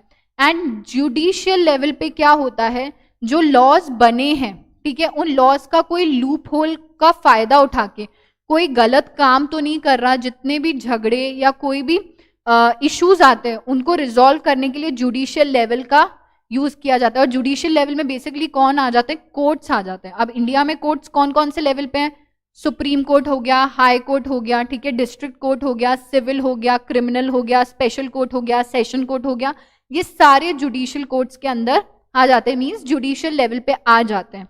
तो ये क्या बोल रहा है, पावर्स क्या क्या दिए गए सेबी को, क्वाजी जुडिशियल। क्वासी जुडिशियल का मतलब है, क्वासी का मतलब होता है अलाइक, मीन्स उसकी तरह, मतलब किसी चीज की तरह, तो अलाइक जुडिशियल। जैसे इंडिया के कॉन्स्टिट्यूशन में जुडिशियल पावर्स कोर्ट को दिए गए चीजों को रिजॉल्व करने के लिए, ठीक है। कोई भी झगड़ा होता है, कोई भी चीजों को लॉ का पालन नहीं करता है, कोई भी गलत काम करता है, उस सारी चीजों को कौन एडमिनिस्टर कर रहा है? कोर्ट्स एडमिनिस्टर कर रहे हैं, ठीक है। हियरिंग्स होती हैं प्रॉपर। तो ऐसे ही अगर कैपिटल मार्केट में, ठीक है, अगर कैपिटल मार्केट में कोई फ्रॉड्स हो, कोई झगड़े हो, लॉ को फॉलो नहीं किया जाए तो उसको कौन रेगुलेट करेगा? तो क्या किया गया, सेबी को एक क्वाजी लाइक जो जुडिशियल पावर्स कोर्ट के पास हैं, वैसे ही पावर्स सेबी को दिए गए कि अगर कैपिटल मार्केट में कोई फ्रॉड होता है, ठीक है, कोई भी माल प्रैक्टिसेस होती हैं, ठीक है, उसके लिए आप क्या कर सकते हैं? हियरिंग्स बुला सकते हैं, जजमेंट्स दे सकते हैं, राइट। तो रीड करते हैं ये क्या बोल रहा है। With this authority, SEBI can conduct hearing and pass ruling judgments in cases of unethical and fraudulent trade practices. Means कोई unethical means law को नहीं follow करके, law के loopholes का फायदा उठा के अगर कोई unethical कामों में, गलत कामों में इन्वॉल्व होता है, तो उसके लिए SEBI क्या कर सकता है? हियरिंग्स अंडरटेक कर सकता है, जजमेंट प्रोवाइड कर सकता है, ठीक है। जैसे कोर्ट्स करते हैं इंडिया में, वैसे ही सेबी को एक अलाइक पावर, एक क्वाजी पावर दिया गया, ठीक है। कौन सा power? Judicial power. This ensures transparency. See, अगर आपको पता है आपको कोई मॉनिटर करने के लिए है, तो चीजें और ज्यादा ट्रांसपेरेंट मैनर में होंगी, राइट, ज्यादा फेयर मैनर में होंगी, और जो भी करेगा वो उस काम को करने की अकाउंटेबिलिटी लेगा, राइट, रिलायबिलिटी रहेगी कैपिटल मार्केट पे, विश्वास कर सकेंगे इन्वेस्टर्स, ठीक है। SEBI PACL case is an example of this power. अब बहुत सारे एग्जांपल्स होंगे सेबी के अंदर जो जहां पे जजमेंट प्रोवाइड किए गए होंगे, वहां पे एक ये पीएसीएल केस का रेफरेंस दिया गया है, राइट, ठीक है। Next is quasi legislative. Legislative के लिए मैंने आपको क्या बोला था? कानून बनाना, लॉ बनाना। तो लेजिस्लेटिव में ये क्या बोल रहा है? पावर्स अंडर दिस सेगमेंट, जैसे लॉ, गवर्नमेंट लॉ बनाती है, ठीक है, पूरी कंट्री के लिए, तो एक क्वाजी लेजिस्लेटिव पावर यहाँ पे सेबी को दिया गया कि कैपिटल मार्केट से रिलेटेड जो लॉज हैं, ठीक है, टाइम टू टाइम जो रिक्वायरमेंट है, जिनको अमेंड करने की जरूरत है, तो सेबी क्या कर सकता है? वैसे लॉ, वैसे कानून कैपिटल मार्केट को क्या करने के लिए? प्रोटेक्ट करने के लिए, इंटरेस्ट ऑफ ट्रेडर्स, इन्वेस्टर्स के इंटरेस्ट को प्रोटेक्ट करने के लिए लॉज क्या करवा सकता है? बना सकता है। Powers under this segment allows SEBI to draft rules and regulation for protection of interest of investors. One such regulation is SEBI LODR. मैंने आपको बताया था ऊपर कि regulations होती हैं बहुत सारी जिनको यहाँ पे follow करना पड़ता है, right? LODR, तो अगर किसी कंपनी को अपने शेयर्स को लिस्ट करवाना है तो उसके लिए SEBI ने एक regulations लाया है, which is LODR. ये 2015 में आया था, ठीक है। तो ये जब भी किसी कंपनीज को अपने शेयर्स लिस्ट करवाने, तो उसको सेबी की इस रेगुलेशन का क्या करना पड़ेगा? पालन करना पड़ेगा, फॉलो करना पड़ेगा, right. It aims at consolidating and streamlining the provisions of existing listing agreement for several segments of the financial markets like equity shares. Means अब लॉज एंड रेगुलेशंस कैसे बनाए जाएंगे? ऐसे बनाए जाएंगे जो स्ट्रीमलाइन हो with the existing law. Means ऐसा कोई नया लॉ नहीं आना चाहिए जो प्रीवियस लॉ को क्या कर सके? ओवर पावर कर सके, राइट। तो एग्जिस्टिंग जो प्रोविजंस है, एग्जिस्टिंग जो रूल्स, रेगुलेशंस, लॉज हैं ऑलरेडी देयर इन मार्केट, उन लॉज को क्या किया जा सके? उसके साथ अलाइन करवा के, उसके साथ में चल सके, ऐसे रूल्स एंड रेगुलेशंस सेबी बनाता है। This type of regulations formulated by SEBI aims to keep any malpractices and fraudulent trading activities at bay. Means avoid कर सके अपन उसको, राइट। तो ये हमने देखा quasi judicial, quasi legislative, and last is quasi executive. Means law बन गए लेजिस्लेटिव लेवल पे, उसके बाद उनको एग्जीक्यूट करना, ठीक है। जैसे ही सेंट्रल लेवल पे लेजिस्लेटिव के बाद एग्जीक्यूशन जरूरी होता है, जुडिशियल जरूरी होता है, ऐसे ही सेबी के अंदर भी अगर लेजिस्लेटिव लेवल पे क्वाजी लेजिस्लेटिव पावर दिए गए कि लॉ बन गया, उनका एग्जीक्यूशन के लिए executive, quasi executive power SEBI को दिया गया कि लॉ बन गया तो एग्जीक्यूशन भी होने का पावर आपके पास है, आप एग्जीक्यूट भी करा सकते हैं, राइट? क्या बोल रहा है ये? SEBI is authorized to file a case against anyone who violated rules and regulation. It is empowered to inspect books and other document as well if it find traces of any suspicious activity. Means उनके पास power है कि उस particular चीज में जहां पे उनको शक है, ठीक है, जहां पे उनको डाउट है कि कुछ भी फ्रॉड हो सकता है, तो उनकी बुक्स को, उनकी डॉक्यूमेंट्स को देखने का पावर सेबी को दिया गया है, राइट? एक बार क्विकली रिवाइज करते हैं. सेबी क्या बोला? सेबी आया सेबीज एक्ट में 12 अप्रैल 1992 में, जिसके हेडक्वार्टर्स क्या है? लोकेटेड है मुंबई में, और उसके दूसरे ऑफिसेज हैं चेन्नई में हो, अहमदाबाद में है, दिल्ली में है एंड कोलकाता में है. उसके बाद the ultimate purpose of SEBI is to protect the interest of traders and investors. Second, issuers of securities, issue लाना, सिक्योरिटीज को मार्केट में सेल करने के लिए जो शेयर्स होते हैं उनका इशू करवाना.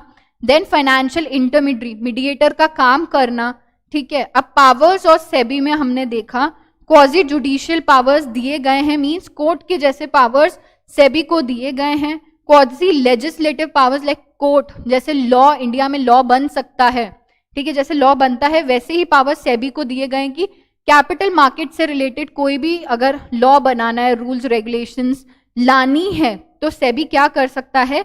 ला सकता है. And last is quasi executive, means execution भी करवा सकता है सेबी. और कोई भी माल प्रैक्टिसेस, कोई भी फ्रॉड्स का अगर उनको डाउट है, they are suspicious about like particular fraud is going to happen, तो उस पर्टिकुलर एंटिटी के अंदर आप क्या कर सकते हैं?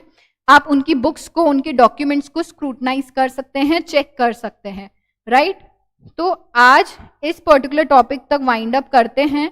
कल से आरबीआई वाला टॉपिक स्टार्ट करेंगे. मोस्ट प्रोबेबली आपका ये इकोनॉमिक और बिजनेस एनवायरनमेंट के लास्ट 3 चैप्टर्स जो बिजनेस एनवायरनमेंट के अंदर आते हैं वो कल मोस्ट प्रोबेबली कंप्लीट हो जाएंगे. आपकी कोई भी प्रॉब्लम्स पिछले 2 चैप्टर्स में और जो आज अपन ने टॉपिक कवर किया है उसमें कोई भी प्रॉब्लम हो, please I will be very happy. आप एक बार कमेंट करके मुझसे पूछ सकते हैं. I will be happy to answer all of them. And आज क्या क्या किया एक बार क्विकली देख लेते हैं. नीति आयोग, जिसका फोरमोस्ट जो गोल था विच वॉज इकोनॉमिक डेवलपमेंट, जिसमें हमने उसके फंक्शंस पढ़े, जिसमें ये 4 फंक्शंस आए और ये वर्टिकल्स में नीति आयोग काम करता है, राइट? देन 7 के अंदर अपन ने देखा कि हेल्थ और एजुकेशन सेक्टर को प्रमोट करने के लिए 3 स्टेट्स को कवर किया गया. कब लाया गया? 3 फेजेस में लाया गया. कौन कौन से फेज हो गए? थर्ड स्टेज चल रहा है, 18 मंथ्स में कवर हो जाएगा. एंड उसको क्या करते हैं? प्रोजेक्ट को मॉनिटर कौन कर रहा है? एनएसजी कर रहा है. अगर सेंट्रल लेवल पे बात करोगे तो सीपीएमयू, स्टेट लेवल पे एसपीएमयू कर रहा है, right? Ministry of corporate affairs, companies act, इसके साथ साथ जो भी अलाइड लॉज हैं, पार्टनरशिप एक्ट ले लो, कॉम्पिटिशन एक्ट ले दो, आप 3 प्रोफेशनल बॉडीज को सुपरवाइज करने का काम कर रहे हैं, राइट? इसके अलावा जो नीचे 2-3 एक्ट्स दिए गए उनको एडमिनिस्टर करने का काम करता है कौन?